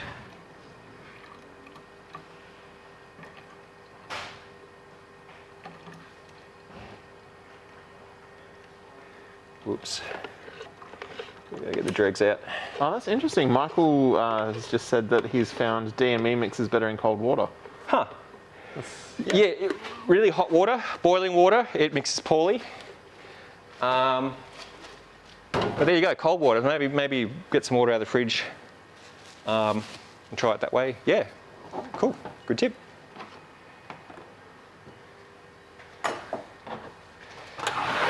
We don't need to worry about sanitizing or anything at this stage. So we're going to be boiling. So I actually have a question, Joel. Please go ahead. Do you boil your magnetic stir bar in the Erlenmeyer flask with your DME? I do. I do. Thank you for asking that question. That reminded me that, so if you've got a stir bar, these the stir plate, stir bar, they're made out of PTFE. Teflon. Thank you, Teflon. Yep, so you can boil these and they're not going to cause any issues. So yeah, I do put that into the flask before the boil. Don't just drop it straight in. With liquid in the flask, it's usually fine, but I have heard of customers dropping the stir bar in because it's a magnet, it's metal in there, and it actually has cracked the flask. So just sort of put it in on the side, just let it drop in. I've actually got a really good pointer for that. Sure. So I'll just quickly click. It's always weird hearing a disembodied voice. So basically, it's tough right now, but when shops and things are open, you can go to JCar and buy these little rare earth magnets, the tiny little things. Yeah, the really powerful ones. And basically, I have a couple of them. I've got one that's permanently taped to the side of my Erlenmeyer flask about halfway down. And inevitably, when I go to pour out my starter at the end of it, instead of pouring the little stir bar into the fermenter and then inevitably down the drain when I forget about it for a second time, it catches it on its way out. Yeah. Or more importantly, I see that hanging there and I remember not to pour it in. But happen. Also, if you've got one that's loose, you can use that to slowly direct the magnet down into the bottom of the flask, and it won't just drop down. So it's the handy little things to have. And you know, if you're handy, you can even use those same magnets to build a stir. Yeah, plate if that way inclined. Yep. Sorry to step on you. Yeah, there's plenty of guides out there about how to build your own stir plate. Basically just a computer fan and a couple of magnets stuck to the computer fan and a power source. Mine is hideously ugly, but it does the job. Yeah, same. Yep, mine is too. Getting the stir bar lined up can be a challenge too, depending on your stir plate and how strong the magnets are, but we'll get to that. But yeah, Ben's tip is a really good one. When you're eventually tipping this into your batch of beer, I usually just accept the stir bar is going to wind up in there. Then you forget about it and you go to clean your fermenter once it's done, and then the stir bar goes down the sink and you lose it. You have to buy another one. So yeah, getting it out. Stuart's saying hard drive magnets work really well as well. Okay. So he built his stir plate out of an old hard drive. Yeah. Okay. Cool. Yeah. Okay. If you've got an old computer laying around, you can pretty much build a whole stir plate. Yeah.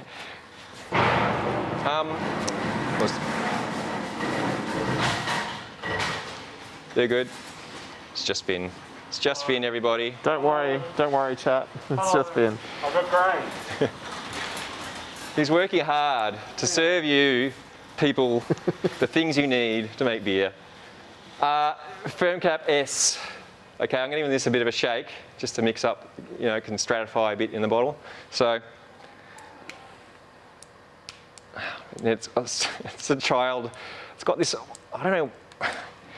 I can't do these child-proof things. Yeah. So chat, find a grown-up. If anyone knows a grown-up out there, please send them to grain&grape. So here we go. So I got it. So maybe I'll just I'll come in for a little bit of a close-up. I don't know how the camera will go focusing here. So it's got like a little dropper, and you can see it's kind of like a snotty sort of consistency. Sorry about my resting tremor. There. If it looks like I'm out of breath, it's because I am. I have a, I won't go on about it, but I have a condition that makes things difficult. Yeah, drop of this, literally, just a drop of this. Whoop, there we go, that's a drop. Why not go for 2, just for good measure. Double the action. Yeah. More is not always better. You know, in brewing, but I just went completely against that by putting 2 drops in. 2 drops isn't going to kill anything. So, last thing, foil. A bit of foil on the top is all you need. I'll just deal with this. Actually, I'll get it out of the way. Bigger. I like to take a big sheet, fold it up.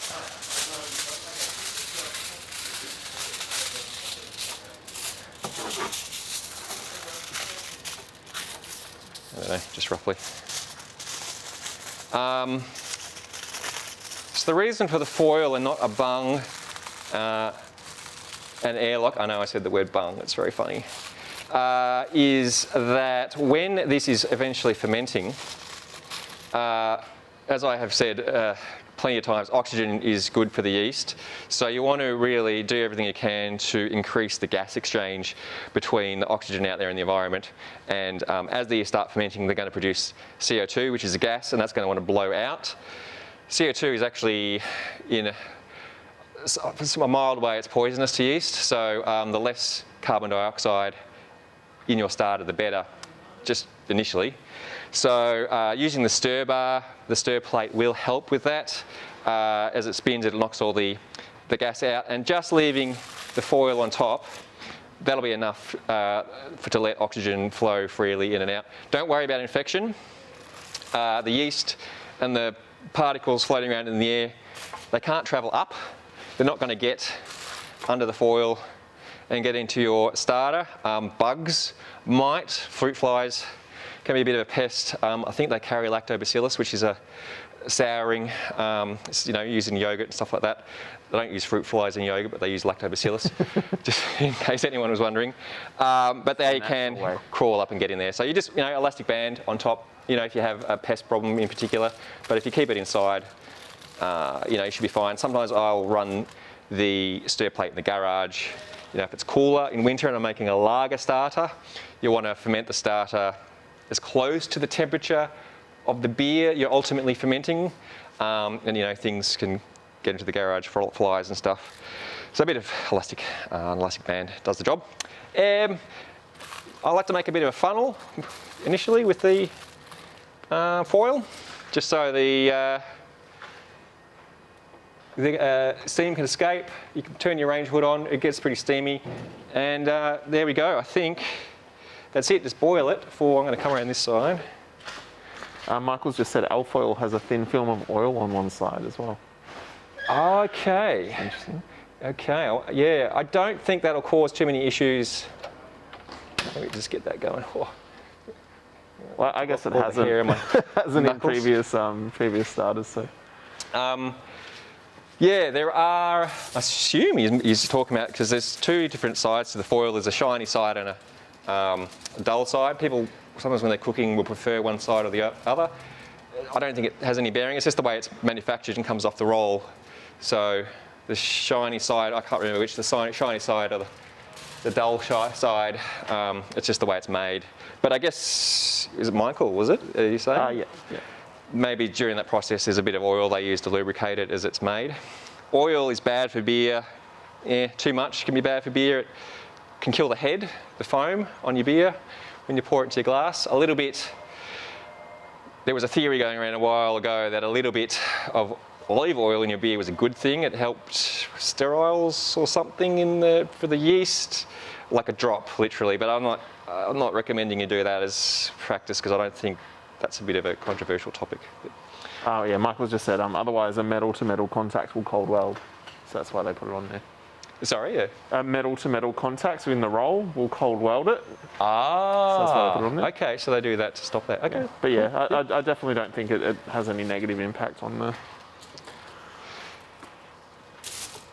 You don't have to add all of this to the beer as well, which is what I'm going to show you eventually. I might not boil the whole thing, because there's no, what boiling liquid looks like.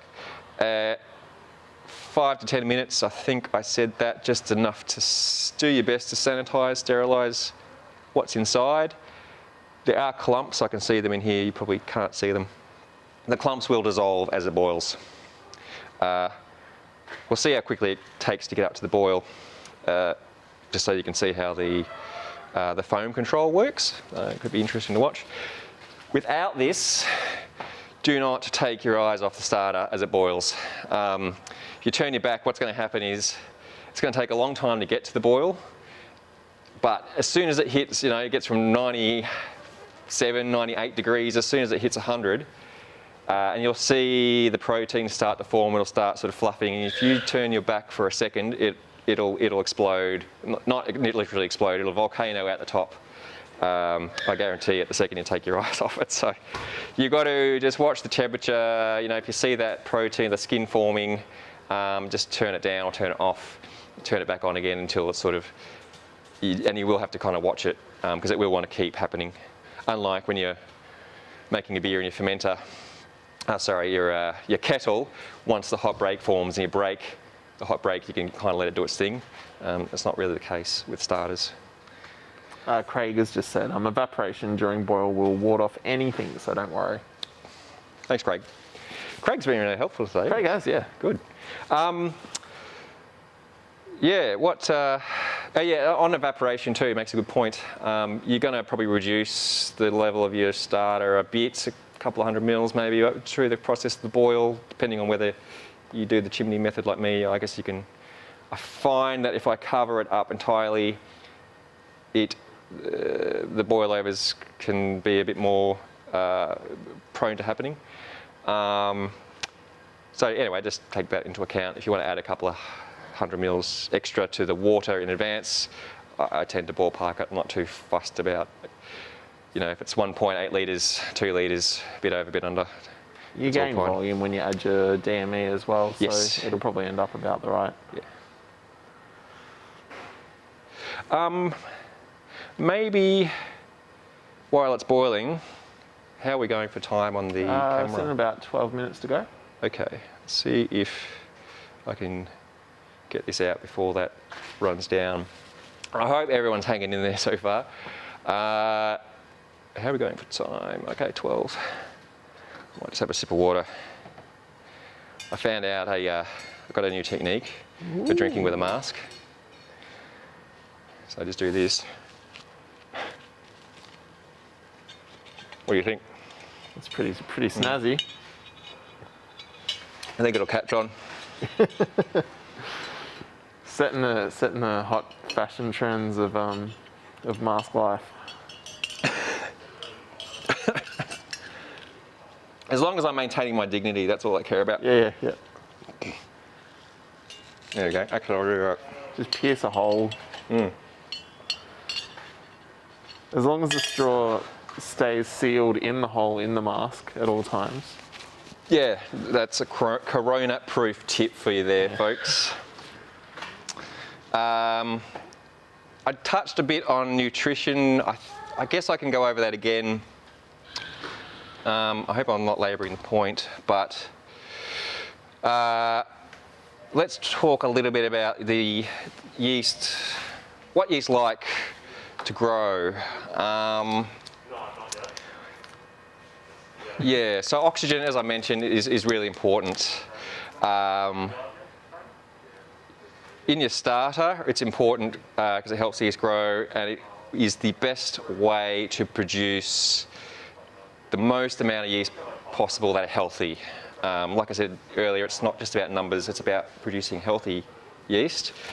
So the best way to do that is with a stir plate, as we're showing you, but you know, when you're starting out, you might not always have access to a stir plate. So there's another method which is pretty common, which is basically just the shaking method. So once you've made your starter and you've added your yeast and it's cooled and everything, you've got it sitting on your bench, wherever it is. Every time you walk past it, just pick it up and give it a swirl. It can get maddening after a day or two, but you know, in the absence of any kind of artificial stirring device, it's kind of the only thing you can do. I mean, if you're busy at work or whatever, it's not always practical. So sometimes if you just got to leave it sitting on the bench, you just work with what you got. When you eventually wind up using a calculator, if you go down that route, a software brewing calculator, there is a section on those calculators that factor in the method you use to aerate your yeast, and it'll affect the calculation. So it'll, when the numbers it spits out at the end of the day, when it predicts the amount of yeast you're going to get, if you use a stir bar, it's going to show you that it will make the most amount of yeast, or you can select the shaking method. It plugs that into the formula, or no shaking as well. It sort of factors all that into the calculations. But again, the oxygen is what it helps the yeast, the cell walls. It's all about sort of that initial 24 hours when they're sort of growing, and they're not really consuming a lot of sugar at that point. They're just growing, and they're creating daughter cells on the cell wall. They're kind of budding, and that little daughter cell goes off. It becomes its own little bit of yeast, and then that buds or yeast. It's sort of a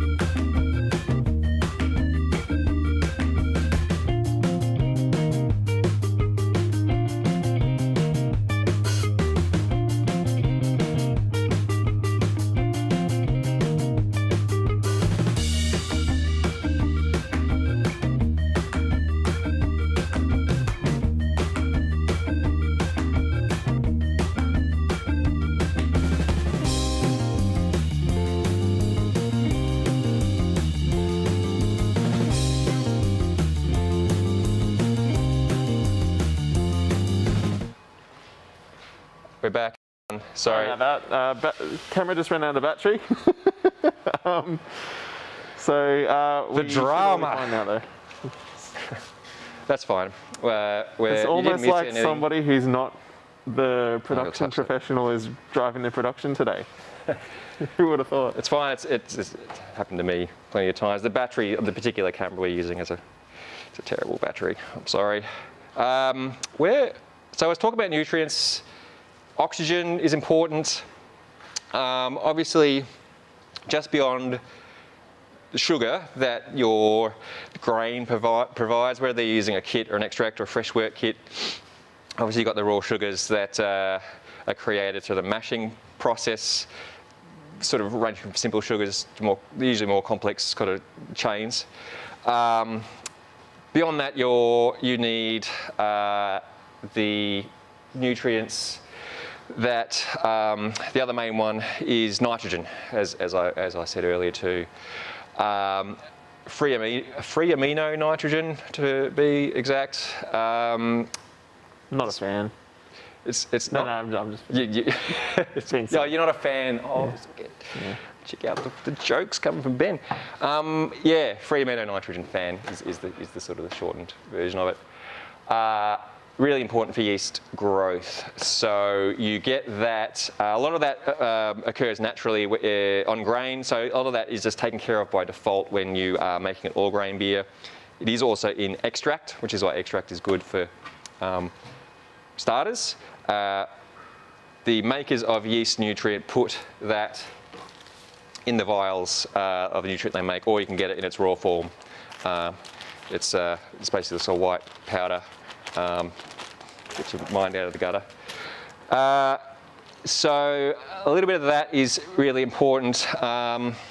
And zinc as well is the other one. Zinc, yeast really like zinc. So if you take care of those three things, oxygen, nitrogen, zinc, and plus all the other byproducts, the good byproducts that are made by using all grain, you should wind up with enough in there so that the yeast can sort of get off to a really healthy start in your wort.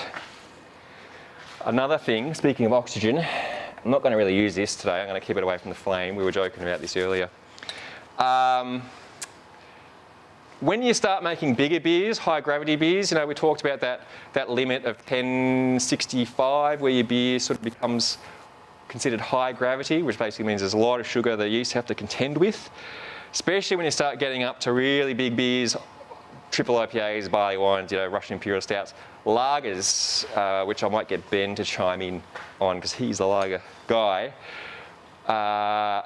Artificially adding oxygen is really, you can't. You pretty much can't skip it. Yep. It's there's so many potential things that. Well, there's so many things that yeast has to overcome in order to give you the best result with those things. And like the more challenges you provide the yeast with, the more you kind of need to help it in other ways. So you can get away with not doing a lot of things with like a low gravity ale that a high gravity lager you couldn't get away with. So making sure that you've got plenty of nutrients, that your yeast pitch is super strong, and that you've artificially blasted your wort with oxygen so that the yeast has enough to get the job done. As long as you're sort of ticking off all those boxes, then you're giving your yeast the chance it needs to sort of achieve and you can not do those things and still achieve a good beer. But the less of those boxes you're ticking, the harder you're making it for the yeast. And if it's already a massive challenge for them, you're giving yourself opportunities to fail, basically. Yeah, and again, just reinforcing the point we made earlier, you don't have to do anything. You don't have to follow any of these steps we're showing you. This is, I guess a lot of this stuff is just considered, again, best practice, and we want to help people make the best beer they can. Oxygen is a really important role in doing that. If you don't have one of these kits, they're not super expensive, like $50 will get you the whole thing thereabouts. About 100. Oh, sorry, okay, I misspoke. I guess the bottles... It varies on what you get as well. Yeah, the regulator. Oh, true, the regulators are, you can get the good ones, they're like $70 on their own for some of them. Yeah, I think, yeah. Exactly like I said, $100 will get you a oxygen kit. Worth investing in. Okay, you can see the it's not really wort, starter, let's call it, it's coming to a boil. Had I not put the firm cap in there, this would be just going everywhere. So even a vigorous boil does a pretty good job, but I don't like to tempt fate. Oh, yep, knock it down, knock it down. Whoa! Oh, I don't know if you caught that shot, but that was touch and go. So yeah, you got to be on it. You got to be on it. And this burner doesn't have a very fine. It's going to put it on a low, so you can see if we can get the balance going there. Okay. Whew, that was exciting. Bit of drama and excitement for your Saturday morning, guys. So I'm going to let that boil. Yeah, let's let it do its thing for a few minutes. What was I saying? So yeah, oxygen. In the absence of one of these, for you guys to starting out, best thing I can recommend, and we've touched on this in our how to use a wort kit. That's the word I'm looking for. The lovely Oscar presented. When you're pouring one of these into your fermenter, get lots of splashing happening in there. Obviously try to not make it go all over the carpet or whatever. Hopefully not brewing over your carpet, but do what you can to get just oxygen into the wort, balancing that against obviously, you know, getting foreign contaminants in there from the air. So stir it, you can do that. If you're making all grain, you don't have an oxygen kit, just pouring it into, when you transfer from your kettle to your fermenter, do it from a bit of a height so you get lots of splashing. There are little sort of devices you can buy that sprinkle the wort out of the hose. Sort of, there's an upper limit to how much oxygen you can dissolve doing that way, but it's better than nothing. I think it's 8 parts per million with air is the max saturation of oxygen you can get, and you can, in an ideal world, you want about 10 parts per million. I see. For like your lagers and your stronger ales. Up to about 12, I think, is you're kind of getting into oversaturation territory.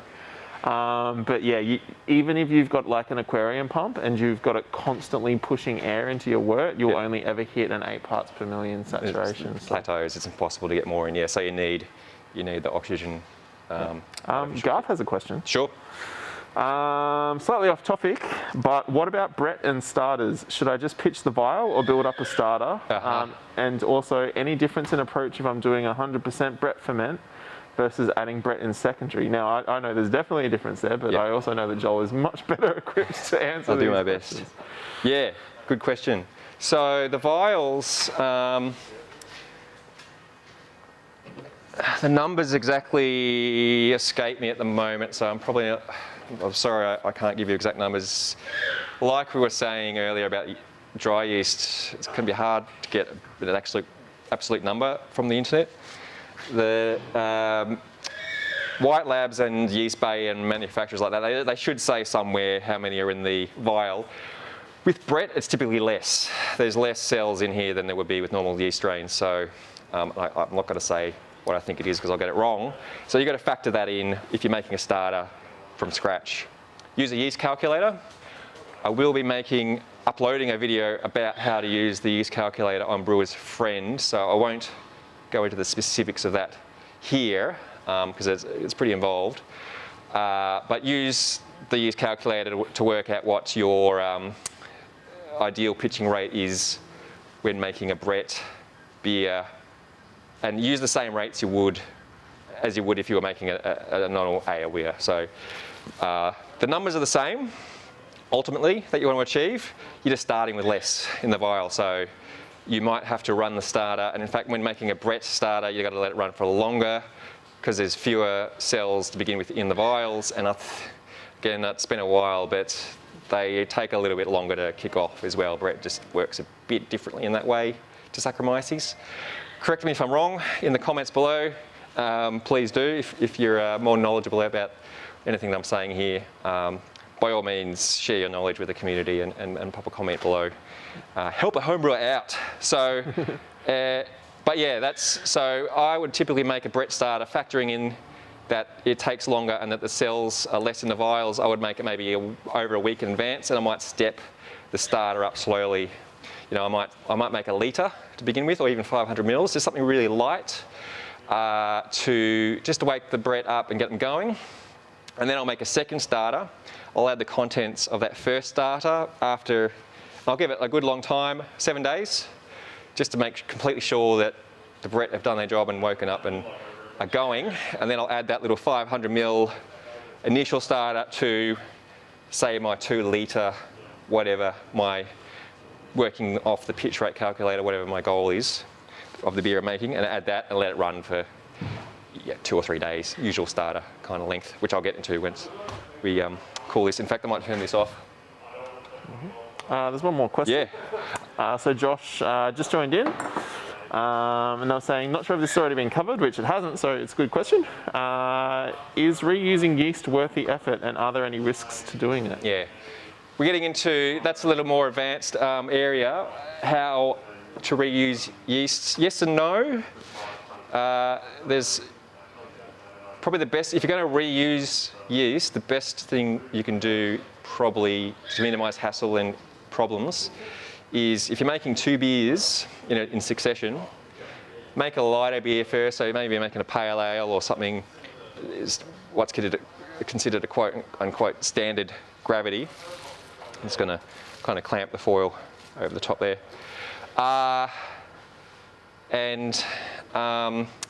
Once that beer ferments, package it, keg it, bottle it, whatever you're going to do, and then this is where it gets a little bit of pain because you've got to sort of get all your ducks in a row. You brew another beer, that can be a bigger beer, maybe you're going to make a big barley wine or something, because you might as well take advantage of all the yeast that's sitting there in the fermenter. And all that yeast, a lot of that will still be fresh and healthy, like it hasn't gone through its complete life cycle throughout the entire fermentation of your beer, your wort. You're going to have yeast at different points in its life throughout that week or so it takes to ferment. So towards the end of the life cycle, the fermentation, you're going to get new yeast that are created and are still haven't completely gone through their life yet. So they're kind of ready to kick off and ferment another batch, and there'll be plenty of those left. So just make your new beer, pour it on top, and it'll kick off like a rocket. That's probably the best way to do it. Sorry, what was his name again? Josh. Josh. I suspect he's probably asking more about harvesting yeast, which is where you collect some of the yeast slime from the bottom of your fermenter and save it for another date. Yes, you can absolutely do that. I recommend maintaining a clean practice, as clean a practice as possible in doing that. I have done that in the past, and for my money, I found that it created more problems than it, solved. Yeah, you might be saving a bit of money because you're reusing yeast. You're not having to buy a new yeast pack, every time you make a batch of beer. But you can, I guess if you follow really clean steps, like I was showing you with the starter, try and do it in an area that's free of drafts. If you can work over some kind of a positive pressure, a fan that's not, like I said, over your stove. I don't know if you can fit your fermenter on your stove and do this sort of stuff. Near a flame, being careful, of course. Something to sort of stop flies, and it's got one flying around there. Stuff falling into the flask that you're using, or you can use a ball mason jar or whatever. Yeah, there's plenty of guides out there. Maybe that's something we'll cover in another topic. You can capture a jar of yeast slurry. It'll last for maybe a month in the fridge, and you can probably just use that again, chuck that straight into your fresh batch of beer without too many worries. Beyond a month, you'll probably want to wake it up again using a starter. So whether it's worth it is a personal preference. I think it's worth, if you're really into playing around with the yeast and that sort of stuff, if you find liquid yeast is for you, it's worth a shot. Accept that you might get a bad batch of beer from it, like something could go wrong, but that's kind of the cost of experimentation, I guess, and playing around. Isaac's just jumped into the chat and said pretty much what I was going to suggest on that topic as well, which is basically, I think, like you said, pouring the wort straight onto the yeast cake from a previous fermentation, and if you plan your beers and build up in colour, flavour and gravity. I actually try to do that every lager season if I can be organised enough. So I'll brew like a Helles or a Pils to start with, move up into like maybe a Märzen or a Vienna, and then into like a Bock or something like that. So I'm building up in intensity, in flavours and in gravity as I go.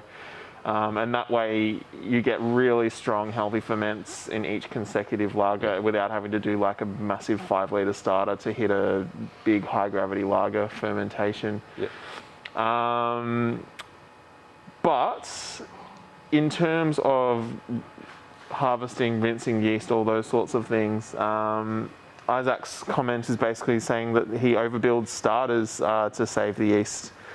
That can be easier, but you need to ramp up more from the small rinsed samples you have. And I think if you're wanting to get the most out of a pack of yeast, I know one of our customers moved to Canada rural Canada, so like middle of nowhere, like fighting off the polar bears, decent drive into town kind of Canada. Wow. And what they would do is, and they might be watching, I don't know, possibly, but they were saying they would purchase the yeast, split it, and do starters on the split packs, and then have like a bunch, so like from one pack of yeast, they'd have like a bunch of small jars that they'd collected, and then they would build those up with a series of starters each time they needed to use it, because it wasn't reasonable to go to the homebrew shop sort of whenever they wanted to brew. Sure. So that's a cool way to do it as well, and then that way you know that you've got less chances of having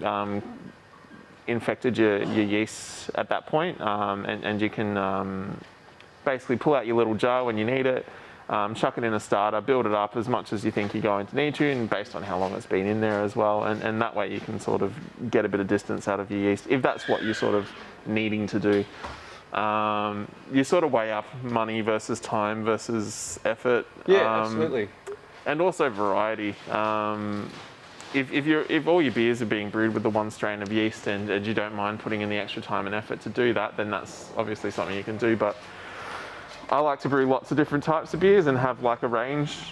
So I've got like 4 taps at home. Usually I've got a cider. I've got a 5th tap, which is just my soda water keg. And I'll have a cider on tap 4. So that's sort of 3 different beers that I have on at any given time, and I like to keep variety there. So quite often I'll be using quite different yeasts across those different beers as I'm brewing, and having a fridge full of I'm using a tap. Having a fridge full of all the same yeast isn't really useful to me personally, but everybody's different, and depending on what you're brewing and things like that, it can be a good thing to do. Isaac also wanted to know the risks of letting the starter go too long. Yeah. So I'll get rid of my little. Good question. There's probably no real risk to letting it go too long. Time-wise, okay, what I'll do first, and in fact, I've just jagged up my glove. So a little note on safety here.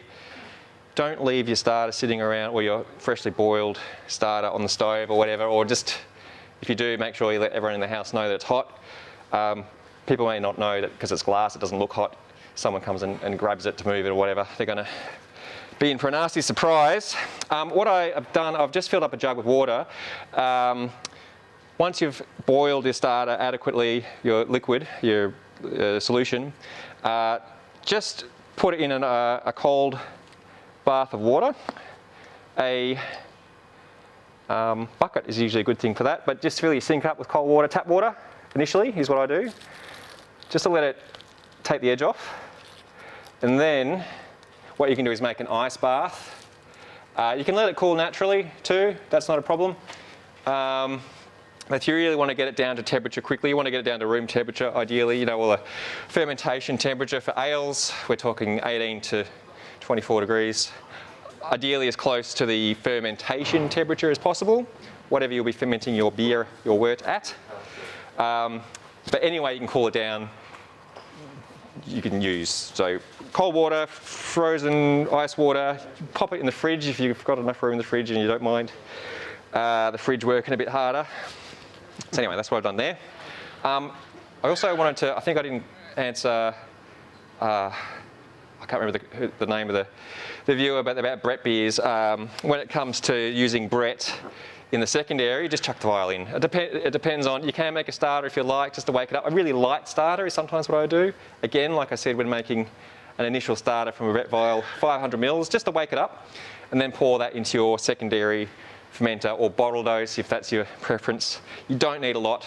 They will, even in small doses, but they will do their thing. It'll just take, as you probably know with Brett wild beers, if you're fermenting in secondary, it's going to take a few months for the Brett to express itself. So you don't need to make a starter in that instance. Time for starters, the time length, 24 to 48 hours is heaps. You don't need to go longer than that. I have seen advice floating around out there on the internet that you should let them go longer, like 5 days, because the yeast cycle, when you're fermenting a beer, it takes 5 days for them to do their job, which may be true for a full 19-litre batch of beer. But in a starter, you know, you're working with 1, 2, 3, 4 litres. The cell density you've got in there is so large. I mean, you're just blasting that with so much yeast in such a small amount of volume and sugar. It's going to be done in 48 hours. Like, it's probably going to be done in 24 hours even. The point isn't that you are wanting to get the yeast to go through their entire life cycle either. You just want them to get healthy, build their numbers, build up their cell walls, get happy, healthy, so that they're ready to do the job when you add them to the fermenter. That's the main point. You just want them to get to that point where they're ready to go. You don't want them to do their entire job and then fall asleep and flock out and die or whatever, because by that stage, they're not much use to you. Having said that, leaving the starter going on your bench, stir plate or whatever for longer than that period, I don't think there's any harm in it really. I don't think there's anything to be gained from it, but I don't think it's going to hurt. Life gets in the way. You make your starter 5 days in advance. Sometimes you just don't get to it until brew day, which is next weekend maybe. That's fine, just leave it going. You might just want to flick off the stir bar or something like that after a couple of days, but other than that, yeah.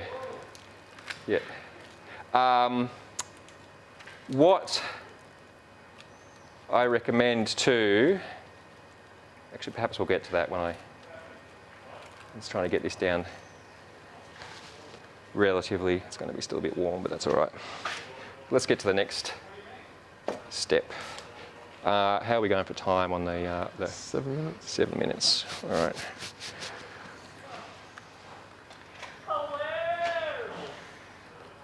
Up above. Still a bit warm. It's warm, so yeah, like I said, ideally you're going to want this to cool all the way. Josh has just asked again. I wanted to clarify if 1 pack of dry yeast is enough for a 19-litre batch, or does it need 2 packs? For example, USO5. So that's, you know. Yeah. Okay. So dry yeast. Sorry about the crinkling noise there. 1 pack is generally fine for a 19-litre batch at, you know, under 1060, or, you know, a normal gravity batch, average gravity. Anything high gravity, you might want to use more. Is that what he's asking? Do you need more? Yeah.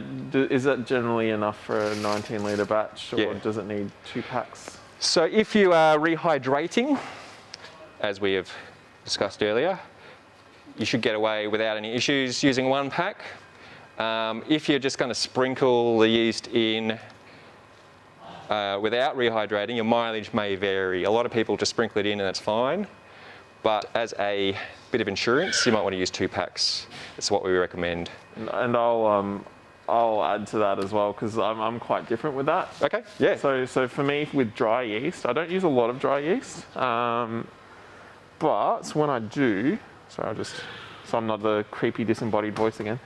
I basically have a little guideline rule type thing that I use. So anything up to 1045, I'll sort of say I can get away with using 1 pack rehydrated. Once it goes above 1045, I move to 2 packs. And then every 10 gravity points, I'll add another pack. Ah, okay. So, that's a bit more precise. 1045 to 1055, I'll use 2. 1055 to 1065, I'll use 3. 1065 to 1075, I'll use 4, and so on and so forth. And that just, for me, generally, like, if I'm not being lazy, I'll jump onto a calculator and figure out sort of roughly how much I need. But then, by the same token, if I'm going to the effort of jumping onto a calculator, I'm probably using liquid yeast. For me, dry yeast tends to just be like, oh, I didn't know I had time to brew, and I can quickly knock something down, and I'll just grab like a handful of dry yeast and throw it in there, sort of thing. Or if I've got some yeast kicking around in the fridge at home, which I normally sort of do have, like a bunch of Nottingham or like a few other sort of dry yeasts just in the fridge. Then yeah, that's the kind of basic shorthand that I use to make sure my pitching rates are sort of adequate. So one up to 1045, and then add another one every 10 gravity points after that. Some good advice. A little more precise there. No, it's good. I actually never knew that one. So. I don't think it's a thing. I think it's just a me thing. Right, you think, cool. Yeah, but it's something that I found that works really well. So. Cool. I think I might have just fixed my mask. I don't know why I didn't do that earlier. I don't know. We'll see. I did the twisty thing. I should have just done that at the beginning. Nice. Yeah, thanks. Go for me. Go me. Good job. Good job. So yeah, dry. Yeah, there you go. Good advice. Yeah. Maybe actually while we're no, you know what? How much time we got on the camera there? Maybe I'll just go over there. 3 minutes. 3 minutes. Do you want to just push the button again? Just turn it off for a second or so, and then we'll just turn it back on. Just bear with us, guys. Sorry, we're doing some camera stuff. Yeah, okay, just press it again and hopefully it'll... We've got 69 minutes on the... 69, dude. Nice. Just been watching, going back through Bill and Ted recently. Anyway, that's not about yeast, is it? Since we're actually talking about bringing you in there, Ben, there's something I was going to ask you about lagers, because you're the lager guy when it comes to making starters. Maybe we can take this opportunity to just step away from the process again. I'm just leaving that cool a little bit. When using pitch rate calculators, you start a calculator online. Well, let's maybe just cover some real basics here first. For those of you who may be watching this video later, or maybe you're watching now, when you're starting to get into the world of craft beer and home brewing, the distinction between lagers and ales can sometimes be a new concept. So maybe I'll just take a second to touch on that. In the whole sphere of the world of beer, you've got hundreds of classes of styles of beers, which are, they're born largely out of through history, the region they were made in and the ingredients they had access to at the time. Amid that tree of beers, I guess you could say arguably there were two at the top of that tree main types, I guess. And those two types are ales and lagers. I'm going to discount wild beers for now, bacteria and stuff like that. The good guys and the bad guys, right? The good guys, yeah, the good guys and the bad guys, depending on, which side do you go for. Ales are probably, from a homebrewing standpoint of view, the easiest to make. They're the kinds of beers that you all probably start out making because they're not so temperature dependent as lagers. I'm probably skipping ahead a little bit here. So the distinction between those two types of beer comes down to the yeast. It's all about the kind of yeast that are used to make those beers. Ale yeast work at warmer temperatures, room temperature, 18 to 24 degrees. Then you've got some weird strains that go all the way up to 30 degrees and hotter, your Kveiks and your Saison strains. Belgian beers sort of like a bit warmer, but generally speaking, you don't need any kind of refrigeration to make these beers. Lagers, how they evolved is a bit of an open question, I think. There's two schools of thought on that. Lager strain is it's a hybrid yeast that is part ale, in its DNA, but it is evolved to ferment at lower temperatures. Typically a lager when you ferment it, it likes it between anywhere from 7 or 8 degrees to 12 degrees. I think there's a bit of latitude either way of that, either side of that. And it's sort of said that they were selectively kind of bred, I guess you could say for lack of a better term, back in the days, I guess in Europe when they brewed their beers in caves. Ben is the history nerd. He knows a lot more about this than I do. I'm bastardising it, I know. But the yeast kind of got used to fermenting at those temperatures, and so basically what they produced were these beers that were very, I'm going to use some generic terms here, the clean, crisp. These are sort of more marketing terms than anything. I mean, I don't know what flavour crisp is. I don't know how you describe that, but is that a flavour? Umami, sweet, sour, and crisp. I think that's the But dry, you forgot dry. I forgot dry. Dry. More dry equals more good. Yeah, dry. Lagers are the most consumed beers in the world today, commercially, by far. So pretty much every beer you get out of the shelf from a major macro producer, you know, your Budweisers, your CUB, Carlton Draughts, those beers, English, Carlsberg, Heineken, they're all lagers. There's just something about that flavour that I think people have appreciated. Ben did a really good history deep dive into the history of Munich Helles a few weeks back. I'm working on uploading that as a separate video because it was a really good conversation. And in that discussion, he talked a lot about the birth of, I think, lagers commercially. So that's a really good one to check out. Descriptions, the links for that will be in the usual places. But basically, to bring this back to yeast, how you manage the yeast is different. The process for making a lager starter is exactly the same as I've shown you here. You just need to make more of it. And that is where, again, a yeast calculator will be your friend. I'll dive into yeast calculators at the very end with some links and stuff.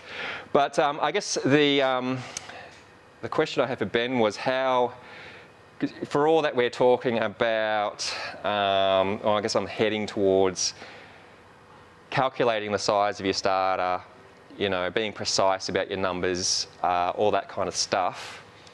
When it comes to lagers, do you use a calculator anymore, or have you gotten to a point now where you've made enough that you just sort of know intuitively? I generally don't. If it's a style I haven't done before, I will. I think I sort of put it as there's two different amounts of yeast. There's enough yeast and there's not enough yeast. And you just always want to err on the side of enough. Another thing which I've found recently that has really kind of opened things up a little bit for me is that, so when I do my starters, I'll generally do it with the wort from the beer that I'm making. So because I do no chill, I run it boiling hot into a cube. And we do have some good info on that on the YouTube and on the website as well, on the no chill method. But basically, once I hit the boil, I'll pull off a couple of litres of the wort into my Erlenmeyer flask, chill that down and get a starter going in that. And what I will do is once that hits Heidkrausen, which is generally the next day when the wort has had a chance to cool down, especially if I put it in my temperature fridge and get it to temperature, I'll pitch the whole thing in at Heidkrausen into my beer. Now the reason why that's really awesome is that it's kind of like giving a run up for the yeast in the beer. And I've found, so I was doing lots of really big starters, and in order to sort of have success in my lager ferments, I was having to do quite large starters, whereas once I shifted into doing that sort of active pitch method, the yeast just like a rocket out the gate. So it's 7 degrees pitching temperature, and then I'll ferment up around 10. I was knocking out sort of 1045, 1050 beers in a week at 10 degrees. And even getting Krausen in that fermentation. That's quick for a lager. Which is normally you don't see that in lager fermentation. So I think pitching active for lagers, I've found has a better and more immediate impact than pitching more. I think you still need to make sure you're pitching enough, and that's where that thing of enough or not enough comes into play. I tend to find if you're sort of doing 2 to 3 litres on a stir plate, that's generally enough to kind of get the sour counts where it needs to be. It's obviously going to be different. If you're doing a bock or something and it's up around 1070 starting gravity, then you're probably going to need to do more than that. Right.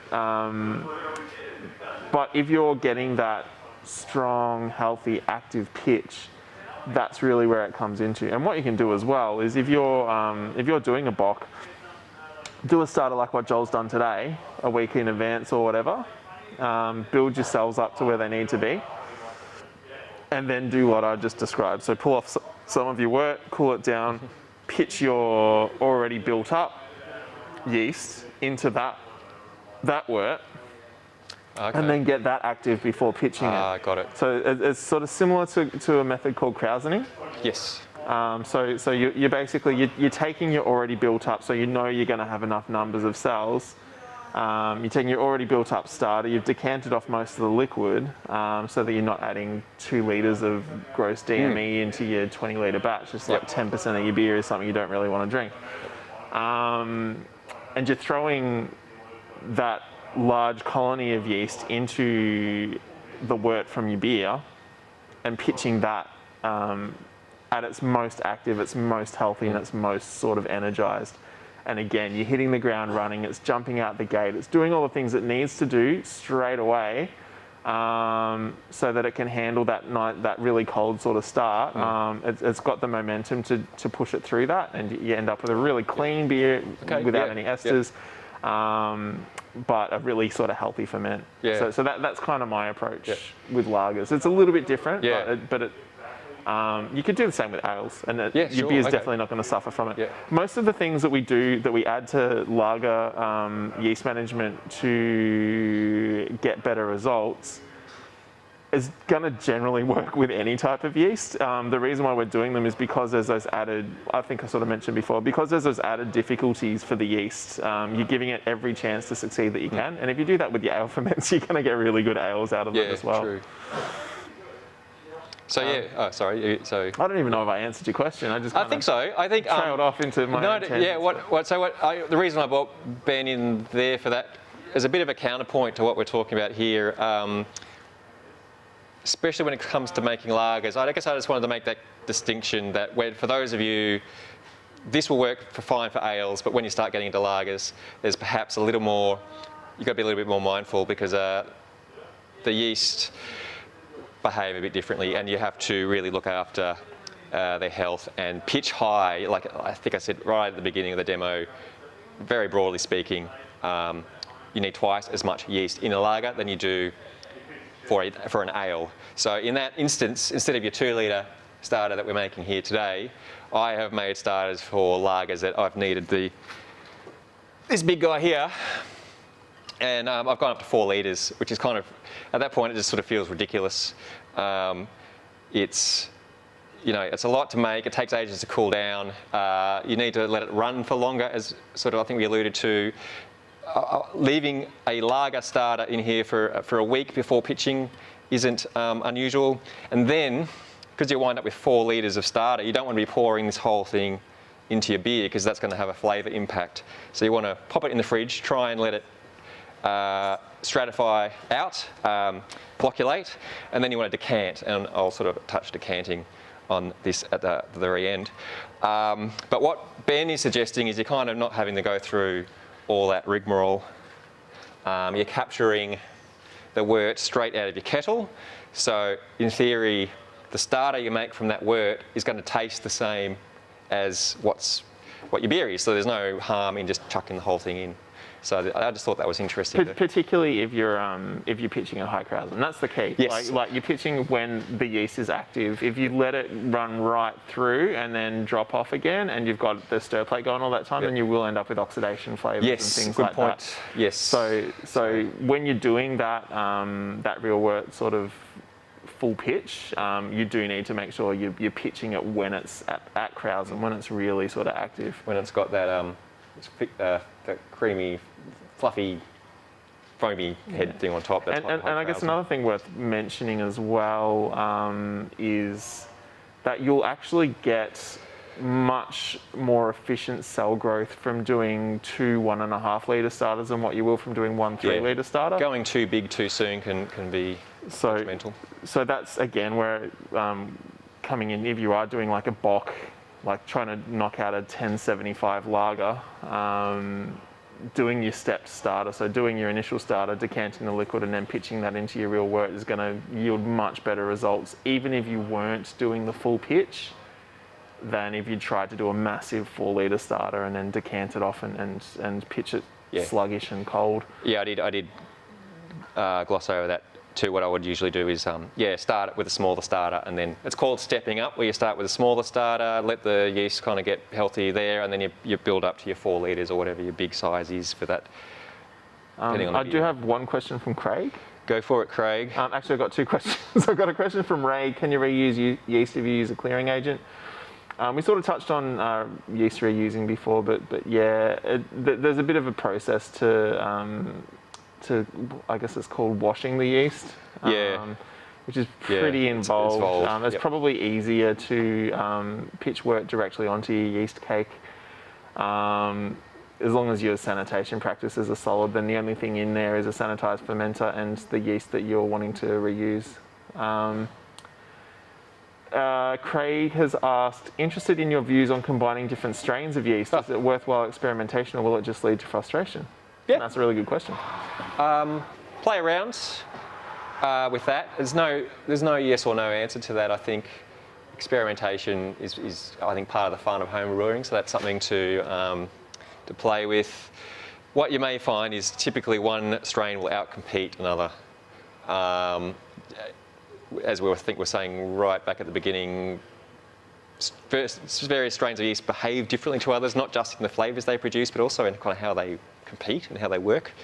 So depending on the strains you choose, one might just wind up outcompeting the other, and you might wind up with a beer that doesn't taste any different. You know, if you pitch USO5 and London Ale or something together, you might just wind up with a beer that tastes like USO5. Not that there's a big difference probably between them flavour-wise, but yeah, play around. Wild yeast, it's a completely other story. If you pitch a Saccharomyces strain with a Brettanomyces strain, you're going to wind up with a Brett beer, no doubt. Whether it expresses itself within a few weeks or a few months, it's it just depends on how much. One good one that we sort of came up with here is the Belgian Saison, the Yeast 3724. And I think the White Lab's equivalent as well. They're both notorious for stalling fermentation at about 1035 gravity. Every time, and it can take ages for it to kick back in again. It does kick back in, but it takes a long time. And we found that if at that point you pitch the French Saison, the 3711, it kicks off the fermentation again, finishes it off, and because they're both Saison strains, it works really well. But also they have very different flavour characteristics. So the Belgian Saison's a lot fruitier. You get stone fruit, apricot sort of things, and some spice. And the French Saison's a lot creamier and pepperier. Yeah, and it has a bit of funk too, I find, or something. Yeah, and you kind of get the benefit of both of those characteristics in the end beer as well. So you get the sort of apricot and spice from the Belgian, and then the nice creamy finish from the French. And so that's one thing where mixing your yeast strains is very beneficial to your outcome. At various points in fermentation, it can be beneficial. Speaking of lagers, I believe the Yeast Oktoberfest strain is actually it's a dual strain. I don't know. I think there's one supposed to express malt and the other one probably helps with attenuation. I'm not sure exactly what the strains are. Yeah, it might be I think, and I'm probably wrong, but I think it's the 2206 and the 2124. So the Bavarian lager and the Bohemian lager. But I'm probably wrong in that. Okay, so that's what I've heard. So correct me if I am wrong. But commercially, they'll sometimes mix strains in the pack. So yeah, play around. I think depends on what your goal is. Cool. Okay, so maybe we'll get to let's put add our yeast. I'll show you how I do that. So assuming your flask is cooled. This is not, but let's pretend it's at room temperature.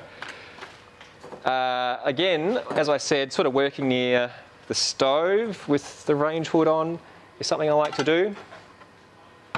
Plates. I like using plates because my stove isn't always clean, and I know that my plates are usually clean when they're coming out of the dishwasher. So these are good to rest things on as a surface that isn't going to be contaminated with food scraps and stuff like that. So take your flask out of the fridge or out of the ice bucket or whatever you have used to cool it. Ethanol, lots of ethanol is your friend. So I'll spray down plates. Again, if you're running your burner, be careful. I'm sort of treading a fine line between occupational health and safety here and adequate sort of aseptic technique. There are videos out there. Actually, there's a good one. The guy's name, his YouTube channel is Sir Genus, I think. S-I-R Genus. I'll put a link if I can find it. He is a lab guy, much more science than me, and he goes through. I learned a lot of this stuff just by watching videos like that about how actual lab techs go about cleaning and sanitizing their surfaces and preparation, and I've just picked that up and adopted it to my practice here at home. And I think that's the idea is it negates a lot of the negatives that you might hear about making starters and infection. So yeah, spray, I prefer ethanol. It's just my preference. You can use acid-based sanitizer if you prefer. Spray down, I'm going to use a smack pack for this example. If you're using a vial or one of White Lab's packs, same thing. It does get a little bit smelly. Spray it on your hands, wash your hands. Ethanol, you know, it's a bit of an irritant. It dries your skin out, but I think we're probably all used to... We've built up a tolerance in our hands to ethanol over the last hand sanitizers. So don't be afraid to use that on your hands. But yeah, maybe just wash your hands in the sink first too. That's actually a really, really important point that a lot of people don't think about. When you're brewing, if you're doing anything with beer, wash your bloody hands before you start. Like, I know you're using sanitizer, but yeah, make sure you got clean hands before you... Totally. Like, especially got pets, or, you know, you've just gone to the bathroom or something. I know we all do it, but yeah, wash your hands, I mean. But especially, yeah, if you're brewing, just keep your hands clean. Anything that's going to touch the packet, I give a spritz with the sanitizer. Scissors, I put these on the plate. So let's pretend I've got my kind of one of my burners on here on the stove at home. I just turn it down low. You know, be careful as you're reaching across. You know, just be mindful you're working near an open flame. Yeah, don't go spraying 70% ethanol sanitizer around if you got your spray it down like away from the flame first and then move it closer. Funnel, don't have to use a funnel. Like I kind of said earlier, you want to minimize the less gear you have, the better that comes in contact with the yeast. So sometimes when I'm adding the yeast from the pack, it can sort of splash around the sides. The funnel can avoid that. But the downside of using a funnel, of course, is that's another contact point for, you know, it's something that you've got to clean. And if it's not, there's something living on the stainless there. The stainless is good because it can be cleaned very properly. Avoid plastic maybe, if you can. We sell these at the shop. Yeah, just know that. So it's your choice if you want to go down that route or not. So everything is sprayed. That's pretty much it. You don't have to smack the smack pack if you're going to be making a starter. You can just add the yeast straight in. It doesn't hurt if you want to smack it the day before and add it to your starter as well. It's not going to, probably not going to add much, but it's not going to cause any issues. Second plate, just if you're running out of room, have a second one, spray it down. Now this is the important thing that I recommend. Kind of have to work sort of quickly. Working, when you're removing everything, your hands are clean. Now with the foil, when you take it off, place it top down on your surfaces. Don't leave it upside down like that, because whatever is floating around in the air can fall in, and then you're going to put that back on your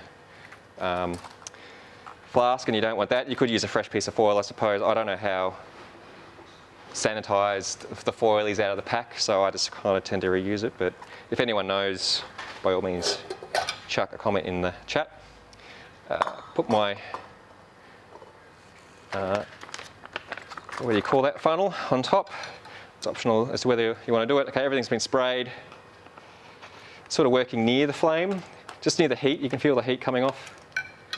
Cut off the top corner.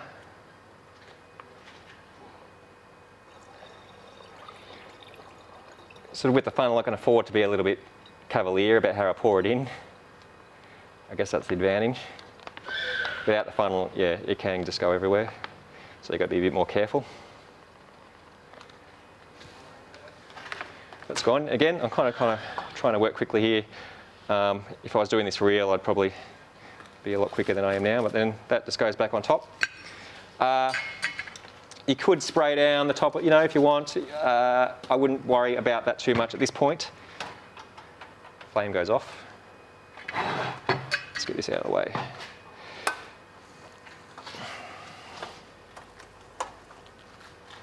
And there you have it. I think it's warm, but I can at least touch it without protection. Give it a bit of a swirl. So now your yeast is added to your starter, and you can put that straight on your stir plate. This is where things get a little bit tricky. I'm going to try and listen for the magnet. If the magnets on your stir plate are strong enough, it should line up automatically, but it doesn't always the case. Sometimes you've got to do a little bit of a dance, stir plate dance. You listen with your ears and with your hands. You can sort of feel it moving in the flask as well. Yeah, it's a pain. You've got to kind of just sort of keep. This is where Ben's tip about using. Here we go. I heard it go. And you can kind of see when the magnet bites, takes hold, you'll hear the stir bar move. But Ben's tip about using a magnet to centre it in advance. You can even use another stir bar. Yeah, good point actually. I'm going to plug this in. This is going to work. Is it going to work? I just got to switch the power on. Oh yeah, power button. These stir plates have a heating function. Don't use it. It just stays on. You'll wind up boiling your starter. Don't boil your yeast. It's not good for it. And then turn it up slowly. If you turn it up too quickly, too fast, the magnet can shoot off. Let's see. Here we go. It'll start spinning. There we go. You don't need to turn it up super high, just enough to let it swirl, and it'll keep the yeast in suspension, keep it nice and oxygenated. And that is our starter made. Leave it for 24 hours. When it's done, you'll see it, you probably won't get too much foam on top. The stir bar and the stir plate will kind of subdue all that, but you'll notice activity in the flask. It'll fizz up. You'll see carbon dioxide, carbonation. When it comes time, prior to pitching, you can chuck this in the fridge after 24 hours, or 48 if that's your preference, to try and get everything to fall out of suspension. Cold temperatures help yeast drop out, flocculate out. You can do that 3 days in advance. So I think I gave a rough timeline earlier. Maybe on Monday, get home from work, or the Saturday before, weekend before, make your starter, let it run for a day or two, and then, Monday, Tuesday, chuck it in the fridge and just leave it there till brew day. It'll be fine for that week. And then the next weekend when you brew, take it out. Assuming it's all, you'll see a thick layer of white creamy yeast on the bottom. This should be mostly clear. If it's not, that's fine. It depends on the yeast strain. Sometimes it'll still be cloudy. Don't worry about pouring the top off and losing yeast. There will be enough in the bottom to still ferment your wort. And basically, yeah, just on brew day, what I like to do is I'll bring it out of the fridge, and again, working over the stove, or not, sort of trying to keep things clean. I'll decant the top layer off as much as I can. There might be a 500 ml or so left in the bottom of the flask. Decant that off, being very careful about where I'm placing everything, using plates and, just keeping everything clean. Maybe give the spray down with a bit of ethanol just to sort of get the residue, the sticky stuff off the top. Don't worry about this coming in contact with your yeast or your starter. There's not enough, if you're spraying down surfaces and the tops of your flask, it's not enough in here to kill the yeast as you're pouring it out. It's fine. So just don't be afraid. Use it. It's better to use it than not. Put your foil back on top, and then I'll let that warm up to room or my pitching temperature. So I'll leave it inside, again in a safe place, away from flies or whatever. And then when I make my beer, or when if you're making your wort kit, pour your contents into your fermenter, and then this just goes in at the same time. Plenty of oxygen in your fermenter, whether it's using one of these or just the splashing technique, or an aquarium pump, as Ben said. Some people use that, but this is the best way. In your fermenter, and that is the best thing you can do to give your liquid yeast a healthy start to life. And an extra pinch of nutrient, like a teaspoon or two in the, well, you should be doing this in the boil anyway, so forget about that. I believe we use nutrient in the work kits. Do we add this? Yes. Yes, we do. So you don't need to worry about it. We do all that for you. And that is how you make a starter. So Michael did just sort of mention as well, gas sealing the top, so any food flavours don't get in from your fridge might be an idea. Yes, good point. Which, yeah, you can definitely do that. I'd often generally find as well, you'll get a blanket of CO2 on your starter as well. And sticking the foil over the top generally does the job. But if you have like a gas bottle for kegging and stuff, you can put a little blanket on there as well before putting your thing on there. Cool, cool. I might just get you to hit record on the camera again. I think the light just went out. If it'll let you, just for the wrap up. Yep. But yeah, that's pretty much it. I mean, 2 litres is a good ballpark when you're starting out. This will see you through most situations. As you head down, you know, the rabbit hole, and you start wanting, you know, at a certain point in the hobby, you're going to find yourself wanting to be a bit more precise. That's when you're probably going to want to start to look at pitch rates and a pitch rate calculator. Brewer's Friend is probably a really good one. We mentioned that earlier. I'll put a link. Actually, I think there is a link to that in the description right now. Mr. Multi is just for a bit of nostalgia. You can check that out. Mr. Multi is like the original yeast pitch rate calculator.